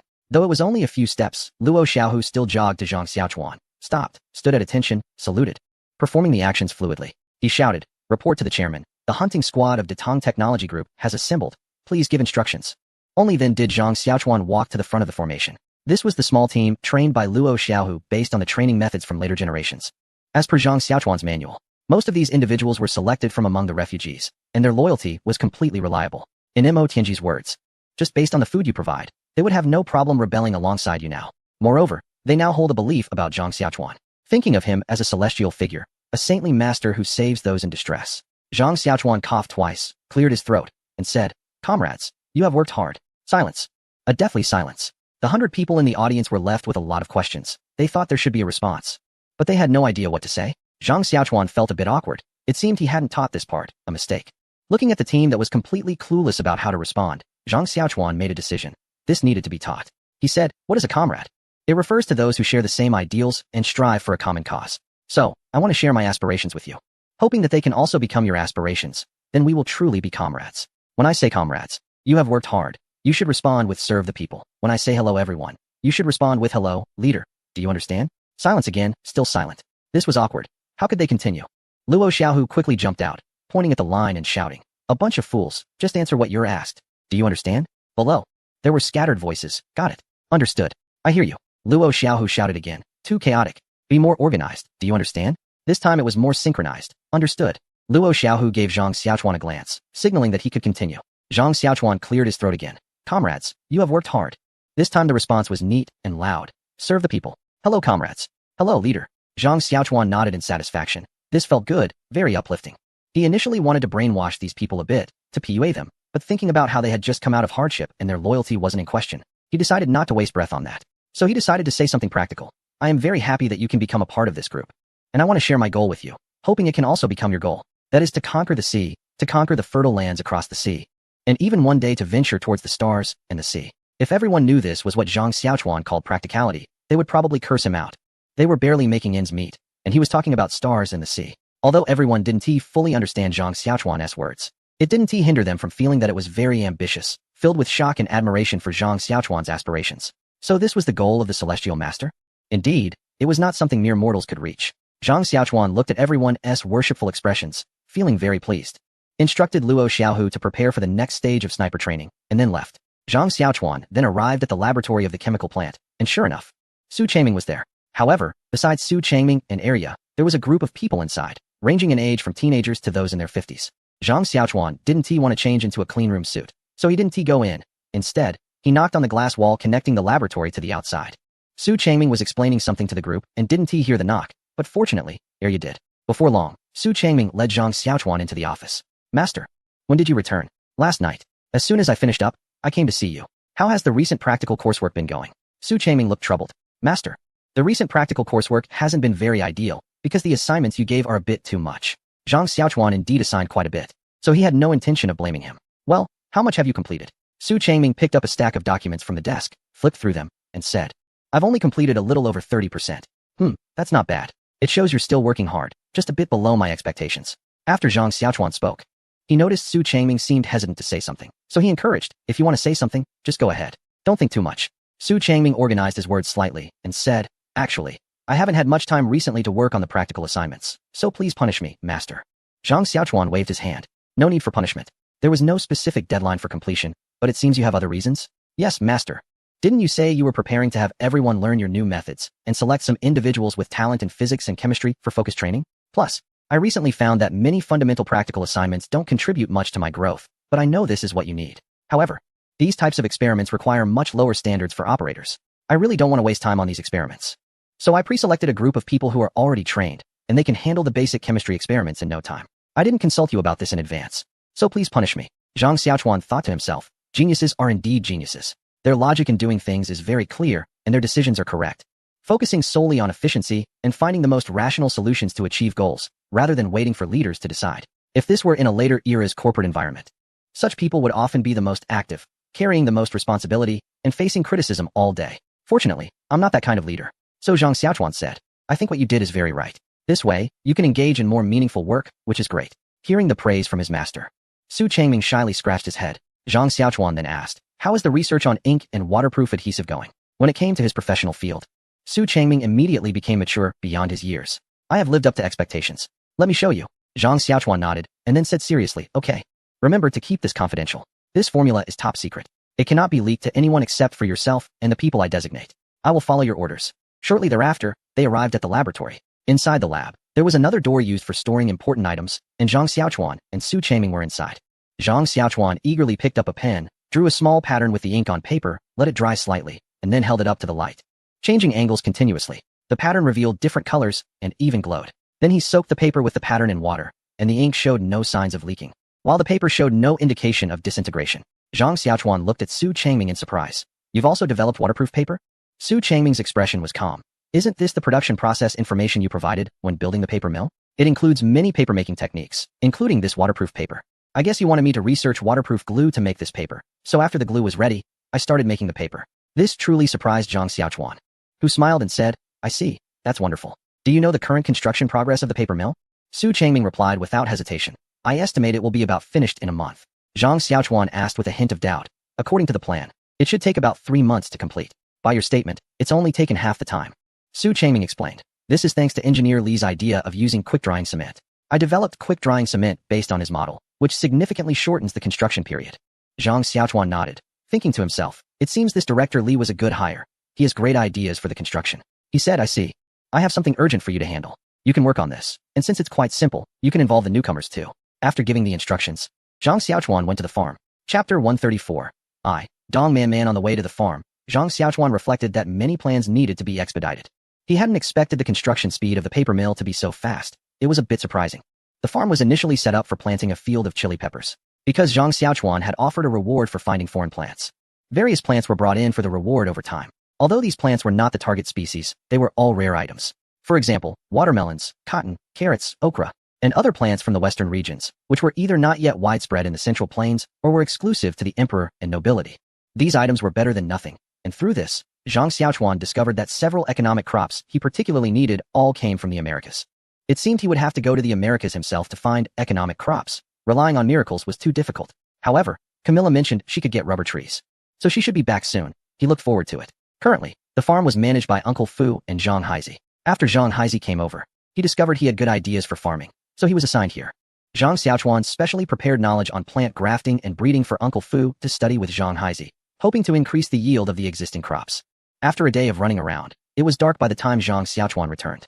Fortunately, there were lights now, which made a difference. Upon entering the room, he noticed steam rising from the bathroom. The hot water had been prepared in the tub, just in time for a relaxing soak. Zhang Xiaochuan thought it was arranged by Yaoer, as it usually was, and he felt, my Yaoer is so thoughtful and attentive. He quickly stripped off his clothes, jumped into the tub, leaned his head back against the wooden headrest, and closed his eyes to enjoy the bathing time. At that moment, he felt a sensation on his head. Someone was giving him a head massage. A moderate force, accompanied by a waft of fragrance, created a very pleasant atmosphere. Zhang Xiaochuan suddenly realized that this wasn't Yaoer. She had never given him a massage before, and the scent was different as well. He opened his eyes to see a beautiful face before him. Who is this? Zhang Xiaochuan had a slight case of face blindness and couldn't recall which princess this was. This is awkward. If he called her by the wrong name in this atmosphere, the gentle surroundings might turn into a scene of chaos. Fortunately, Zhang Xiaochuan kept quiet, wanting to pull the beautiful princess into the bath for a playful splash. Just as he thought about it, he suddenly stood up, and in the moment of surprise from the princess, he reached out to wrap his arms around her waist to pull her into the water. However, the next second turned awkward as Zhang Xiaochuan felt himself being yanked by a strong force and was flung out, landing heavily on the ground, feeling dizzy and disoriented. Ouch, that hurts. Zhang Xiaochuan lay on the bed, pointing at his other arm, while the beautiful princess looked apologetic and gently massaged it. Adjusting his position, he lay on his stomach and pointed to his waist, indicating it hurt there too. The princess obediently pressed on his waist again. Then, Zhang Xiaochuan became a bit demanding, shifting positions and indicating different areas of pain. Meanwhile, the princess continued to massage, looking a bit dazed, wondering if he was falling apart since everywhere seemed to hurt. Just then, she felt a large hand wrap around her waist again. This time, instead of being thrown away, she submitted obediently. After a passionate moment, Zhang Xiaochuan wanted to talk with the beautiful princess and figure out her name. Otherwise, it would be confusing. This cursed memory, didn't it say that after crossing over, one's brain capacity increases? How could he not remember the names of several beautiful women? Zhang Xiaochuan kissed the princess on the forehead and asked, "Are you getting used to living here? How about the food? Are you used to it? Would you feel wrong marrying me?" This time, she didn't respond with a single word. Instead, she answered, "Not at all. Women are like goods, although I'm a princess. I'm just a minor princess from a small country. I only hope my husband won't abandon me." Zhang Xiaochuan took the opportunity to say, "I won't. To express my sincerity, let us shout an oath together, so that the oath witnesses my unwavering commitment to you." Upon hearing this, the princess perked up like she had been invigorated. Indeed, women have no resistance to love vows. She widened her eyes, eagerly waiting for Zhang Xiaochuan to continue. Zhang Xiaochuan continued, "I will shout my name, and you shout yours. Then I'll say a line and you'll follow, and that will make our oath." The princess nodded, and Zhang Xiaochuan began, "I, Zhang Xiaochuan. I, Dong Man. Perfect, he thought happily as he got her name. He silently repeated the names 3 times to avoid forgetting. Meanwhile, he didn't stop speaking and continued, "I am willing to commit to Dong Man for life. I am willing to commit to Zhang Xiaochuan for life. Whether in poverty or wealth, whether in health or illness. Whether in poverty or wealth, whether in health or illness. I am willing to be devoted to Dong Man, loving and protecting her for a lifetime. I am also willing to be devoted to Zhang Xiaochuan, loving and protecting him for a lifetime." After shouting these words, Zhang Xiaochuan secretly wiped the sweat from his brow. This condition of face blindness is indeed a problem that needs treatment. It's not easy for me to know their names, but for the sake of family harmony, I must maintain my will to survive and never let my guard down just because we are in ancient times. At this moment, Dong Man was already deeply moved, gentle like a little cat, snuggling closer into Zhang Xiaochuan's arms. This closeness, however, caused a sudden stir, and chaos ensued. The next day, Zhang Xiaochuan started doing the thing he disliked the most in his previous life, attending meetings. He called a small meeting with the company's senior management to understand the progress of various matters and to assign important tasks. As a result, the small meeting took up the entire day. Zhang Xiaochuan focused on 2 main issues. First, arranging for displaced people to return home in batches to visit their families. Finding ways to encourage them to return and bring more laborers back. Those returning home would be escorted by a team, provided with money for gifts. And all necessary travel documents would be arranged. Everyone, young and old, would receive subsidies upon their return, termed as internal recommendation fees. The second issue was the establishment of schools. The construction of school buildings and the development of teaching materials had already been planned, but there were currently no teachers available for hire. Since Zhang Xiaochuan's teaching materials contained new knowledge, only senior management and administrative personnel were learning, and naturally, those with more understanding were among the senior management, who would temporarily take on teaching roles. To promote the swift establishment of the school, a 3-phase plan was discussed. The first phase involved a genius selection education where everyone would participate in learning, focusing on a broad, diverse, and in-depth curriculum. After about a week of teaching, participants would be divided into 3 groups. Those who learned quickly and understood well would be placed in a genius class, taught personally by Zhang Xiaochuan and several senior management members, emphasizing rapid teaching and learning to achieve results in the shortest time possible. A slightly less capable group would be set up as an elite class, taught by both senior management and genius class members, with a relatively slower pace of teaching. The remaining participants would be regular students, following the standard curricula of elementary, middle, and high schools, with an age limit of 16 for regular students. Currently, only elementary education was available, so teachers would be selected from the genius and elite classes. The senior management responsible for teaching needed to condense the teaching materials, retaining only the essential content for screening purposes, and would begin implementation as soon as the materials were ready. Chapter 135. An awkward situation in ancient times. People rarely traveled far during the new year, partly due to customs and partly due to environmental limitations. In ancient winters, especially in the north, heavy snow was common, and during the new year, everything was blanketed in white. It was difficult to even step outside, let alone travel far. However, the Jinan region, being farther south, rarely saw temperatures drop below zero in winter, and everything remained lush and green. Zhang Xiaochuan planned to travel far today, but thankfully, he no longer had to endure the bumpy ride in a carriage. Otherwise, he would have certainly found someone to take his place on the business trip. Arriving at the village's helipad, there were already 2 helicopters present. The one Zhang Xiaochuan was on was a new model, piloted by Su Daniu, who used to drive horse carts. Once aircraft became available, Su Daniu knew this would surely be Zhang Xiaochuan's preferred mode of travel. So he begged Mo Tianji to teach him how to fly. And now, it came in handy. The first stop on the business trip, Yaozhou. With the increasing use of steel, the current capacity, which relied on traditional methods, barely met domestic demand. If they were to sell it, it would be completely insufficient. Therefore, Zhang Xiaochuan had long started planning for Yaozhou, which had significant iron ore reserves ranked among the best in the country. He first had someone teach the governor of Yaozhou, Zhang Qiantua, the method of smelting steel in a blast furnace. This could greatly enhance steel production, and he could use this method to gain favor at the court. As a result, Zhang Qiantua received an excellent evaluation this year due to the increased steel output. After tasting success, Zhang Xiaochuan informed him about even more advanced steel furnaces that could increase production further, which naturally made Zhang Qiantua very happy. At that moment, Zhang Qiantua was waiting on a flat piece of land, where there was a large white circle with a huge H inside. A small official beside him said, "Governor, it's almost noon. Do we need to keep waiting? What is the significance of our wait? Is that young master really going to fly down from the sky?" Zhang Qiantua was also conflicted. The person sent by Zhang Xiaochuan had delivered the blueprints for constructing a large circle with a strange pattern inside. They had agreed on a date for the visit and were instructed to wait beside the large circle. Having benefited from the steel-making technique provided by Zhang Xiaochuan, Zhang Qiantua believed him to be an extraordinary figure and felt the need to show sincere respect. Therefore, he had arrived early with his subordinates to wait. But now, he felt stuck. Leaving would seem hasty, while staying felt increasingly absurd. Just as Zhang Qiantua was debating whether to stay or go, the small official shouted, "Governor, look, look," pointing to the sky. Following the direction of the voice, Zhang Qiantua looked up and saw a black dot rapidly approaching. When the outline of the object became visible, it emitted a loud buzzing sound. Soon, the metal object slowly landed in the center of the large circle they had constructed. A door opened in the metal object, and a graceful young man stepped out. The young man greeted the astonished Zhang Qiantua. Zhang Xiaochuan pays his respects to Governor Zhang. Zhang Qiantua finally came to his senses, incredulously saying, "Is it really you, Zhang Xiaochuan?" Zhang Xiaochuan smiled and replied, "Indeed, I was just going to have someone guide me here. But I didn't expect the governor to personally welcome me. I am truly honored."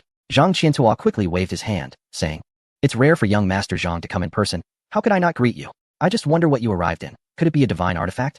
Zhang Xiaochuan waved his hand dismissively and said, "This is called a helicopter, developed by our technology group. If our cooperation goes well, it wouldn't be impossible to gift the governor one in the future." Although it was just a casual remark, Zhang Qiantua became excited. "Is this really possible?" "Of course Zhang, never speak without reason, but this is based on our cooperation." Zhang Qiantua was overjoyed. "That's easy to say. I've prepared a feast. How about we have a meal first?" "That sounds great. I would be happy to oblige." After being seated, they followed a separate dining style, each at their own table, with braised lamb, roasted lamb, lamb soup, and a plate of boiled vegetables. One could say that the ingredients in ancient times relied entirely on their natural advantages. Otherwise, Zhang Xiaochuan wouldn't have been able to eat. Just then, the waiter brought out a small plate of pickled vegetables. Was it a bit inappropriate to serve pickled vegetables to a distinguished guest?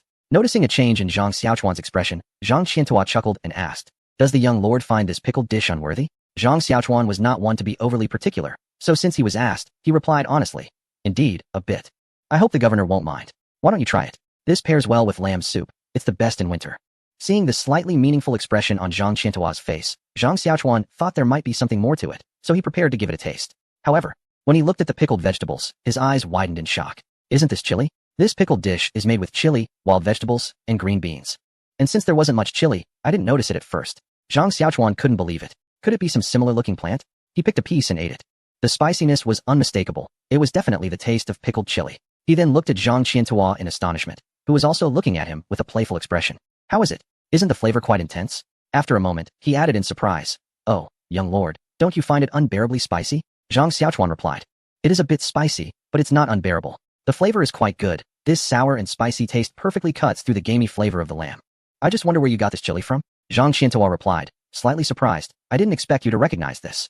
Chili. Yes, that name is quite fitting. This ingredient can dispel dampness, and since Yaozhou is humid and hot year-round, the locals enjoy it. I came across it by chance, and after trying it, I grew fond of the taste. Zhang Xiaochuan felt a tingling sensation on his scalp.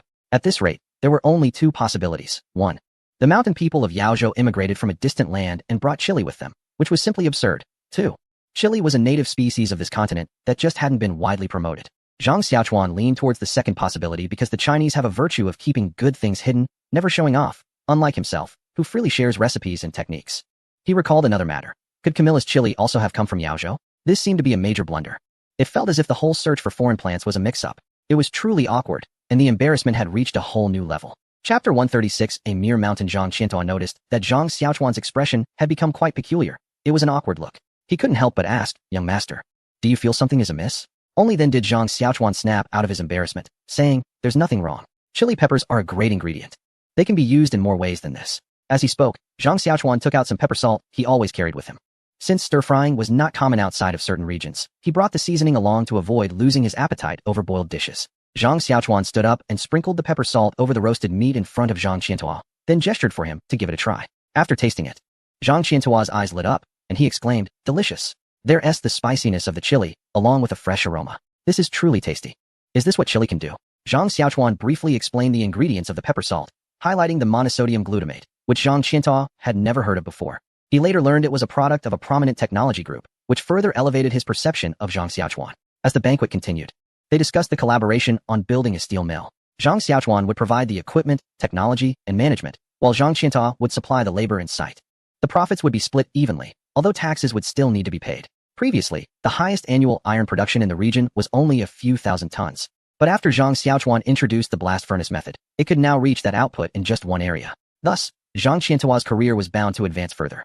With the partnership, Zhang Xiaochuan promised to increase the output to at least 10 times the existing volume. Tens of thousands of tons a year, something unimaginable in the region. Skeptical, Zhang Qiantuo asked Zhang Xiaochuan many questions during the banquet. The detailed responses he received eased many of his concerns, prompting him to decide to inspect the site before finalizing the contract. As the banquet neared its end, Zhang Qiantuo remarked, before we know it, it's already late afternoon, and the sun is setting. It's quite a distance to the mining site. Why not have the young master stay here for the night? We can head up the mountain first thing tomorrow. Zhang Xiaochuan smiled mysteriously, no need for that. It's just a few dozen miles, and we can get there in no time. Zhang Qiantuo was astonished. Even on flat ground, it would take some time to cover that distance. How can it be done in such a short while? He was both surprised and somewhat excited, thinking, has the governor forgotten how I arrived in this region? Soon, the group arrived at the helicopter. Zhang Qiantuo nervously climbed into it. Even before takeoff, he felt dizzy. However, seeing Zhang Xiaochuan's calm demeanor eased his mind. Even though he felt like a first-time roller coaster rider, knowing it was safe, yet still fearing he might fly out any moment. As Zhang Qiantuo sat anxiously, the helicopter took off. The flight to the mining site was relatively short, and in less than 10 minutes, they arrived. Because it was an active mining site, there was a large open area, and the helicopter landed steadily on the ground. When Zhang Qiantuo was in the air, he kept his eyes closed until Zhang Xiaochuan urged him to open them. He was then stunned by the view before him. Unfortunately, as they were about to land, he felt dizzy, and once they touched down, he couldn't help but throw up. However, Zhang Qiantuo was still very happy because the experience was exhilarating. The feeling of soaring through the sky with mountains and rivers beneath his feet was truly wonderful. Looking at the mine, Zhang Xiaochuan commented that the location of the mining entrance was excellent. Although the road into the mountains was winding, the terrain was relatively gentle, making transportation in and out quite convenient.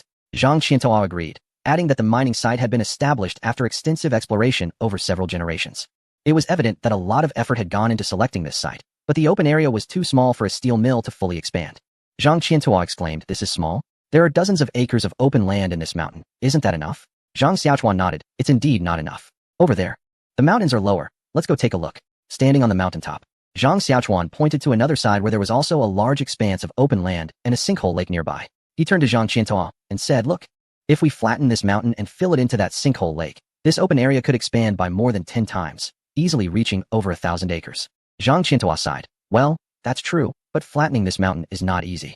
It would probably require mobilizing thousands of laborers and take over 10 years to make any progress. Besides, what do you need such a large area for? Zhang Xiaochuan casually replied, it's just a mountain, a matter of a few dozen kilograms of TNT, a small issue. What TNT? Zhang Qiantuo asked. Zhang Xiaochuan said, you don't need to worry about that. I'll handle the mountain. And you might not believe it, but this is my real plan. I intend to turn this place into a comprehensive steel production complex, extracting iron ore and refining steel on site, then processing some of the steel into various products. My initial plan is to produce 100,000 tons of steel per year, with a final goal of 1 million tons per year. Zhang Qiantao didn't understand what 100,000 tons meant, but felt it was a big number, so he asked, how many stones would that be? Zhang Xiaochuan calculated briefly, about a little over 1 million stones. Zhang Qiantao was taken aback, stuttering, much? 1 million stones. He grabbed Zhang Xiaochuan. You can't be joking about this. I'm talking about actual planning. I don't have any proof right now, but you don't need to worry. You can report it once the steel mill is built, and that will be more secure. After thinking it over, Zhang Qiantao realized that if it failed, it would only involve mobilizing some laborers, which wasn't a big deal. But if it succeeded, it would be 100 times the current iron output of the region, leading to immense success. Zhang Xiaochuan noticed Zhang Qiantao's expression change from fear to satisfaction. Knowing he had come to terms with it, and was already fantasizing about rising through the ranks and making a fortune once steel production increased. As it was getting late, the two of them returned to the city, and although it was Zhang Qiantao's second time flying, he was even more excited than the first. However, this time he didn't feel nauseous and even recited poetry on the plane. Zhang Xiaochuan mentioned he had to return to Shu Prefecture overnight, but Zhang Qiantao firmly disagreed, saying, Brother Zhang, I have booked a private room at the Tsuhong building. Then he lowered his voice and added, there's also a courtesan, which is usually hard to arrange. Upon hearing this, Zhang Xiaochuan was taken aback, thinking that he was being tested with a courtesan. No way, he thought, I need to challenge my weak spot. Thank you, Governor Zhang. Then I shall respectfully comply. He still called him governor, but could still address him as Brother Zhang. Thank you very much, Brother Zhang. On the flight back to Shu Prefecture, Zhang Xiaochuan was massaging his head, thinking, Zhang Qiantao is definitely not a good official. He's too good at socializing. Which made me drink too much. I spent the whole night drinking and didn't do anything else. What a waste. I should have just come back to cuddle with my wife. As soon as Zhang Xiaochuan got off the plane, someone came to report that Camilla had arrived. Coincidentally, just after Zhang Xiaochuan left the estate yesterday, Camilla showed up, perfectly missing each other. With the expansion of the estate's business, especially with many distant transport teams or merchants unable to return at night, some vacant villas were temporarily converted into inns, and Camilla had stayed there last night. Zhang Xiaochuan immediately headed to Camilla's place. Upon arriving at Villa 505, he didn't wait for anyone to announce his arrival and walked straight in. He was filled with frustration. How could this guy bring me a chili that was a local product and expect me to trade it for a Dragon Ball? I should at least beat him up first when I see him. However, upon seeing Camilla, all his anger was replaced by astonishment. He found Camilla intently studying the toilet in the bathroom, looking at it from different angles and occasionally tracing its lines with her hand, as if she were admiring a piece of art. Zhang Xiaochuan thought that if he had a phone, he could record this and blackmail the guy for some money, which would help ease his frustration. After standing there for a while, Camilla still hadn't noticed him. It seemed she was engrossed in her research, so he cleared his throat a couple of times.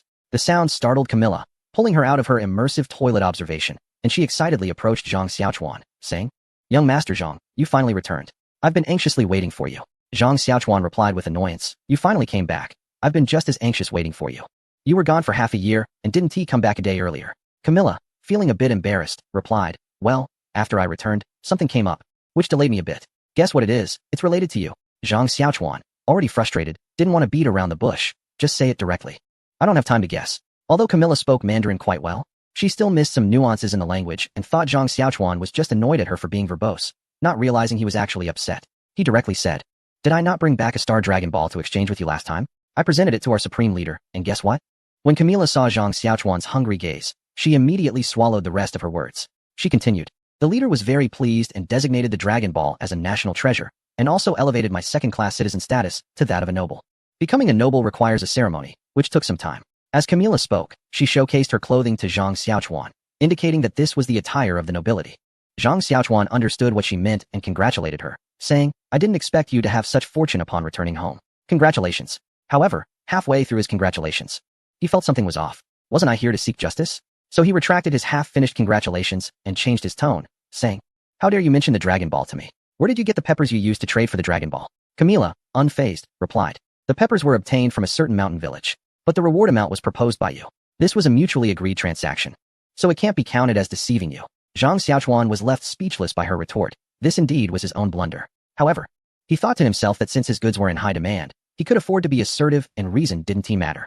He said, You're not wrong, but I'm in a bad mood. Is it okay if I don't do business with you? Camilla had no intention of truly arguing with Zhang Xiaochuan, as she still needed to rely on his products to make money. Moreover, there were many new products this time that she could sell at good prices. She immediately put on a smiling face and said, Please don't be angry, Lord Zhang. I was just casually saying that since I've gained such a big advantage, I specially brought you a gift. Saying this, she took out an exquisite box. This is a sapphire, a specialty from my region. A stone this size is quite exceptional and very valuable. If the noblewoman sets it into a necklace, it would be absolutely stunning. Zhang Xiaochuan took a look and saw that it was a natural sapphire and quite large, perfect for a pendant. However, he said, your sincerity seems lacking. Just this small sapphire, and only one? Isn't that a bit stingy? One alone isn't enough. Hearing that Zhang Xiaochuan was willing to accept it, Camilla quickly replied. That's a small issue. I don't know how many wives Lord Zhang has, but I can give one to each. Zhang Xiaochuan revealed a scheming smile. You said it yourself. I didn't force you. I am not talented, but I have 11 wives. Saying this, he extended his hand. Camilla's eyes widened in surprise. Lord Zhang. At such a young age, you can't be lying to me. Zhang Xiaochuan scoffed. I'm not desperate enough to lie about a few stones for you. If you don't believe me, I can call someone to verify. Camilla hurriedly said, no need. I just came in a hurry and didn't bring many sapphires. Would it be acceptable if I also sent some rubies? Camilla said this with a pained expression, originally planning to give one, but now needing to give 11. There was no choice. For the sake of business, she had to swallow her discomfort.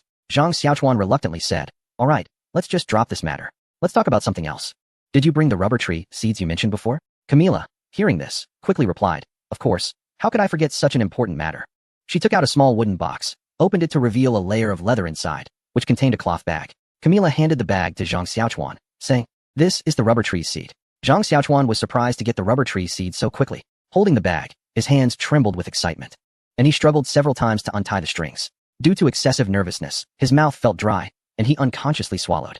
However, when Zhang Xiaochuan opened it, he was greatly disappointed. The bigger the hope, the greater the disappointment. He was nearly furious. He exclaimed, Camilla, are you sure this is a rubber tree? This is clearly your uncle's Indian banyan.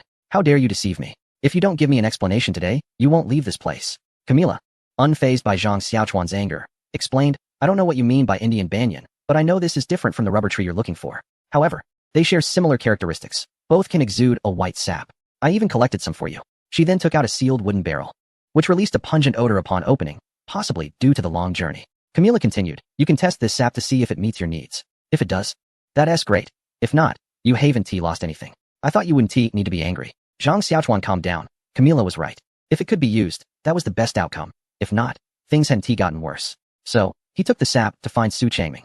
After a chemical reaction and compression dehydration, he successfully obtained a small piece of rubber with a hard yet elastic feel, definitely rubber. This was a pleasant surprise. It turned out that other trees could also produce rubber, although the yield was significantly lower than that of the rubber tree, about 1/10. It seemed that rubber could be produced from other plants as well, so he planned to have people gather any plants that could exude white sap for further research, hoping to discover more rubber-producing plants. Returning to the villa where Camilla stayed, seeing Zhang Xiaochuan with a smile, she knew that things had worked out, and her worries eased. After all, she had traveled a long way to bring this, and if it hadn't worked, it would have felt like a huge loss. Zhang Xiaochuan picked up the Indian banyan seeds again, now seeing them as treasures. He recognized this as an Indian banyan because it is commonly used as an ornamental plant in later times, particularly prevalent in the northern regions, especially in company lobbies and conference rooms. This also triggered some memories for Zhang Xiaochuan, making him restless and eager to arrange for its execution immediately. But he decided to finalize the current matters first. The upcoming negotiations were quite relaxed and enjoyable. Camilla not only brought back the Indian banyan but also plants such as fig and passion fruit trees. Although the Indian banyan is not a rubber tree, it can still produce rubber. Zhang Xiaochuan kept his promise and awarded Camilla 10 points. With the addition of other plants, Camilla now had a total of 17 points. Camilla then exchanged the 8-star Dragon Ball. Zhang Xiaochuan had previously set the rule that aside from the listed plants, other valuable items could also be exchanged. So he accumulated quite a bit. As a result, the Dragon Balls had been exchanged almost entirely, leaving only the 4-star and 7-star balls, as well as the 9-star Dragon Ball that Zhang Xiaochuan had not disclosed to the public. The two parties then discussed the transaction further. When Camilla saw the glass mirror, it was clear that he would spend all the money he had brought on Zhang Xiaochuan. Camilla also wanted to buy light bulbs. Considering how much profit he had made from this guy, Zhang Xiaochuan didn't want to take advantage of him and informed him that they would be useless. However, Camilla insisted on buying them, so Zhang Xiaochuan reluctantly sold him 10 for 500 each. After all the fuss, it was already dark when Zhang Xiaochuan finished talking with Camilla. He returned to his residence, and today was a double day, making him a bit curious about who it would be. Opening the door, he saw a graceful figure busy at the dining table, which looked quite sumptuous. Oh, is this princess planning a candlelight dinner with me? How romantic. At that moment, the princess turned around. Well, it seems my face blindness is incurable. Zhang Xiaochuan couldn't recognize who it was. The princess greeted him with a polite bow. My lord, you're back. Dinner is just ready. Zhang Xiaochuan replied with an then pulled out a chair and sat down at the table. Have you eaten? Not yet. I was waiting to dine with you. She replied. Why still call me my lord? Call me husband. Come, sit beside me. The princess obediently sat next to Zhang Xiaochuan. Right now, I can only call you my lord. If you want to be my husband, we'll have to see your capabilities. Upon hearing this, Zhang Xiaochuan responded. My capabilities are quite impressive. If you don't believe it, you can ask Dia. The princess playfully scolded Rogue. That's not the capability I meant. Feigning ignorance. Zhang Xiaochuan asked, then what capability are you referring to? I only know that one. The princess didn't take the bait and said, if you want to be my husband, you need to pass 3 tests. No problem. Tell me what the 3 tests are, and let us talk while eating. Saying this, Zhang Xiaochuan began to eat, feeling quite hungry at that moment. After taking a bite, the princess continued, to be my husband, you must be a hero like my father, so you need to defeat me. She also flexed her muscles at Zhang Xiaochuan. With his mouth full, Zhang Xiaochuan mumbled, I refuse this challenge. It's completely unnecessary. You should finish what's in your mouth before you speak. After chewing a few more times, he swallowed and said, all right, if it's a martial arts challenge, I graciously concede, since I neither practice martial arts nor work out. But this shouldn't count as my loss, as I did defeat your father. Otherwise, would you be here? The princess thought for a moment and said, you've passed this round, but for the second round, my husband must be clever. I'll give you a riddle, and if you can solve it, you will pass this round. Zhang Xiaochuan gestured for her to proceed, and the princess continued, now? There are chickens and rabbits in the same cage. She paused. No, that's too easy, let's change it. The princess looked astonished. I only said 6 words. How could you possibly know? She argued. What do you mean it's too easy? Are you afraid you can't answer? Zhang Xiaochuan felt helpless and explained the method to solve the chicken and rabbit problem, which made the princess believe he could indeed solve it easily. After some thought, the princess decided to come up with a different question. She took out a copper coin and then placed a bowl upside down over it. Zhang Xiaochuan had already guessed her question, but he knew he couldn't show off again. He had just missed a great opportunity to pass. He thought to himself, why act so smug when I had such a good chance? The princess said, you can't touch the bowl with your hands. If you can take the copper coin out, you'll pass. Zhang Xiaochuan secretly laughed, thinking this was too simple. He lifted his clothing to cover the bowl and then moved the bowl aside through the fabric to retrieve the coin. The princess quickly said, that's not allowed. You touched the bowl through the clothing.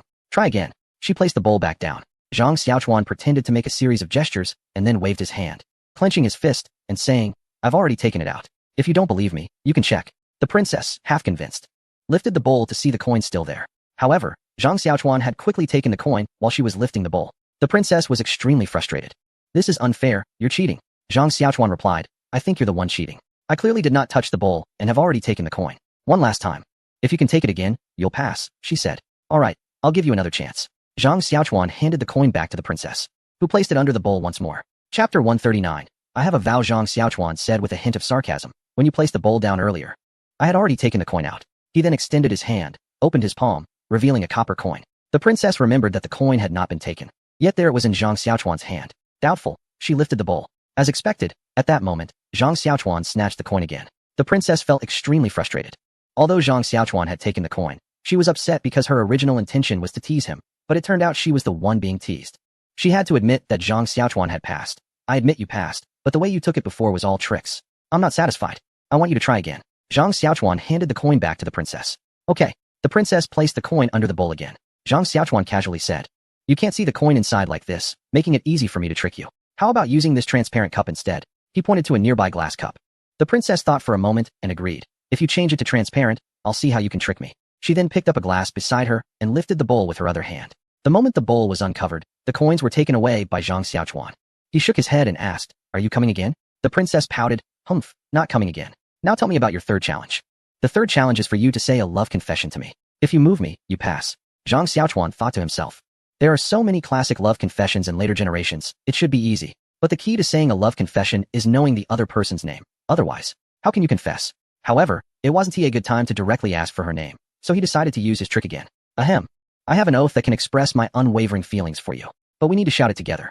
I'll shout one line, and you follow with another, okay? Got it, you shout. I, Zhang Xiaochuan, swear. I, Zhang Xiaochuan, swear. Zhang Xiaochuan was frustrated and sighed. You should shout your own name. The princess said somewhat aggrieved. Oh, you should have said so earlier, now I know. Zhang Xiaochuan was momentarily at a loss for words. Did this really need special instructions? Forget it, let us continue shouting. I, Zhang Xiaochuan, swear. I, Dong Man, swear. Zhang Xiaochuan continued shouting without hesitation, but halfway through he got stuck. You are Dong Man. Then who was that the day before yesterday? It turned out he had been played by the princess in front of him. Seeing Zhang Xiaochuan's distressed expression, the princess couldn't help but burst into laughter. Zhang Xiaochuan realized that his trick had been seen through, and, feeling both embarrassed and angry, said, You're not Dong Man. Who exactly are you? The princess suddenly turned cold. Then tell me, who do you think I am? How would he know who she was? What if it was the wedding night, and he didn't even know the bride's name? Zhang Xiaochuan's face turned red with embarrassment, and he couldn't utter a word. Then the princess said, You don't even know the name of this princess. yet you want to. The princess stopped mid-sentence, and at that moment, Zhang Xiaochuan's face looked like it could bleed from embarrassment. Not only had he lost face tonight, but it seemed impossible to win over the princess now. What kind of situation was this? He thought to himself that they should tattoo their names on their faces in the future. At that moment, a series of delicate giggles came. Sorry, seeing you so embarrassed. I really couldn't hold back. Zhang Xiaochuan thought that at this point, hiding was pointless, so he bluntly admitted, I admit not knowing your name is my fault. But how did you know? The princess held up 2 fingers. First, your Dong Man flaunts everywhere, and your husband pledged to her for life, and swore an oath. I can recite it backwards now. Second, you just shouted Dong Man's name following my words. That is how I knew you didn't know my name. Zhang Xiaochuan thought to himself, this woman is too clever. He couldn't help but sarcastically retort, women being too clever isn't liked by men. The princess immediately countered. But men not remembering their wives' names is also very annoying. Zhang Xiaochuan decisively admitted defeat. I was wrong. As long as you know you were wrong. If you want me to forgive you, it depends on your performance tonight. Zhang Xiaochuan felt as if he had been granted a reprieve. I will definitely behave well. Let's formally introduce ourselves. My name is Zhang Xiaochuan. How should I address the beautiful princess? The eldest princess of Qingyuan, Su Yun, now grants you the honor of her presence. The next morning, Zhang Xiaochuan was still lying in bed when he was awakened by noises from downstairs. He turned over, rubbed his eyes, and then went to the bathroom to wash his face and shake off his drowsiness. Su Yun was not only quirky in personality, but also charming in bed, and Zhang Xiaochuan inadvertently indulged himself again. As Zhang Xiaochuan walked downstairs, he saw Yang Zhao, Pei Rou, and Su Yun sitting in the living room. Pei Rou was eagerly asking Su Yun all sorts of questions. Oh my, you're so lovely. What is your relationship with Zhang Xiaochuan? Su Yun, losing her previous cleverness, appeared a bit flustered because Pei Rou had immediately taken on the role of Zhang Xiaochuan's elder sister. I am the servant of my lord. Su Yun dared not call herself a concubine as she had no official status yet, so she referred to herself as a servant. Pei Rou exclaimed in surprise, wow, you're so beautiful and have such a great figure. Being a servant is so pitiful. How about this? I'll introduce you to a brothel. I'm familiar with the madam, and I can guarantee you'll become the top courtesan. Zhang Xiaochuan cursed inwardly. This woman was truly a bane to him. Now she was actually encouraging his wife to become a courtesan, which he absolutely could not tolerate. Striding over, he sat down next to Su Yun and pulled her into his arms. Hey, this is my wife. She has no interest in becoming a courtesan. If you want to go to a brothel, just go yourself. Pei Rou's expression turned cold. I was wondering how there could be such a beautiful servant. Turns out she is your new wife. How do you face Yunu? Zhang Xiaochuan was utterly exasperated. He felt entangled in a mess with Yang Yuhuan, arguing that he was merely pen pals with her. So why could he not get married? How can you say such heartless things? Poor Yunu has given her heart in vain. Zhang Xiaochuan felt a bit guilty. Could it be that Yang Yuhuan really liked him? Why did he have no feelings at all? After all, he had only met her a few times. So, he weakly asked, you say Yang Yuhuan likes me. What evidence do you have? What evidence do you need? Which lady would write to a man for no reason? And if you don't like her, why write her those romantic letters? I only wrote ghost stories. Where's the romance in that? Looking at Pei Rou's piercing gaze, Zhang Xiaochuan felt increasingly guilty. The stories from Strange Tales from a Chinese studio that he was familiar with had all been made into movies, filled with emotions. Characters like Nie Xiaoqian, Shi Xinyang, and Jionyang were all about love stories, and they were often heart-wrenching. Chapter 140. The appearance of Yang Guozhong. Zhang Xiaochuan was also quite frustrated. The key was that every time he wrote to Yang Yuhuan, she would ask him to tell a story. He had taken to writing ghost stories. Who knew Yang Yuhuan would interpret them as love letters? Who could he complain to about this? Zhang Xiaochuan thought to himself, but by now, she is probably already married to Li Zhao, so what is the use of discussing this? Regarding Prince Shou, recent archaeological discoveries suggest that his actual name was Li Qian, and the previous reference to Li Mao was simply a matter of writing. However, he has always been referred to as Prince Shou Li Mao, so this book will continue to use that name, as calling him Li Qian feels like referring to someone else entirely, which is quite awkward. Pei Rou noticed that Zhang Xiaochuan was silent, and said, what is the matter? You have nothing to say? Zhang Xiaochuan remained stubborn. That's what you said. Yang Yuhuan didn't mention it at all in her letter. Pei Rou looked at him with frustration. Keep being stubborn. Next time you see Yunu, you can tell her yourself. Zhang Xiaochuan wanted to talk to Yang Zhao privately, so he tried to distract Pei Rou by saying, okay, when I see Yang Yuhuan next time, I will clarify it with her. Don't be upset. I've recently discovered something new. Let Yaoer take you to have a look. He then said to Su Yun, Yuner, take Sister Pei to find Yaoer and pick out some mirrors at the glass factory. Su Yun nodded and replied yes. Upon hearing about the mirrors, Pei Rou became extremely happy. Although she had never seen one, she had heard that they could reflect one perfectly, and she had planned to coax Zhang Xiaochuan into giving her one. She didn't expect this to happen so easily. Pei Rou tossed a letter to Zhang Xiaochuan. This is a letter from Yunu to you, you heartless guy. But since it's for your mirrors, if Yunu ignores you, I will help you.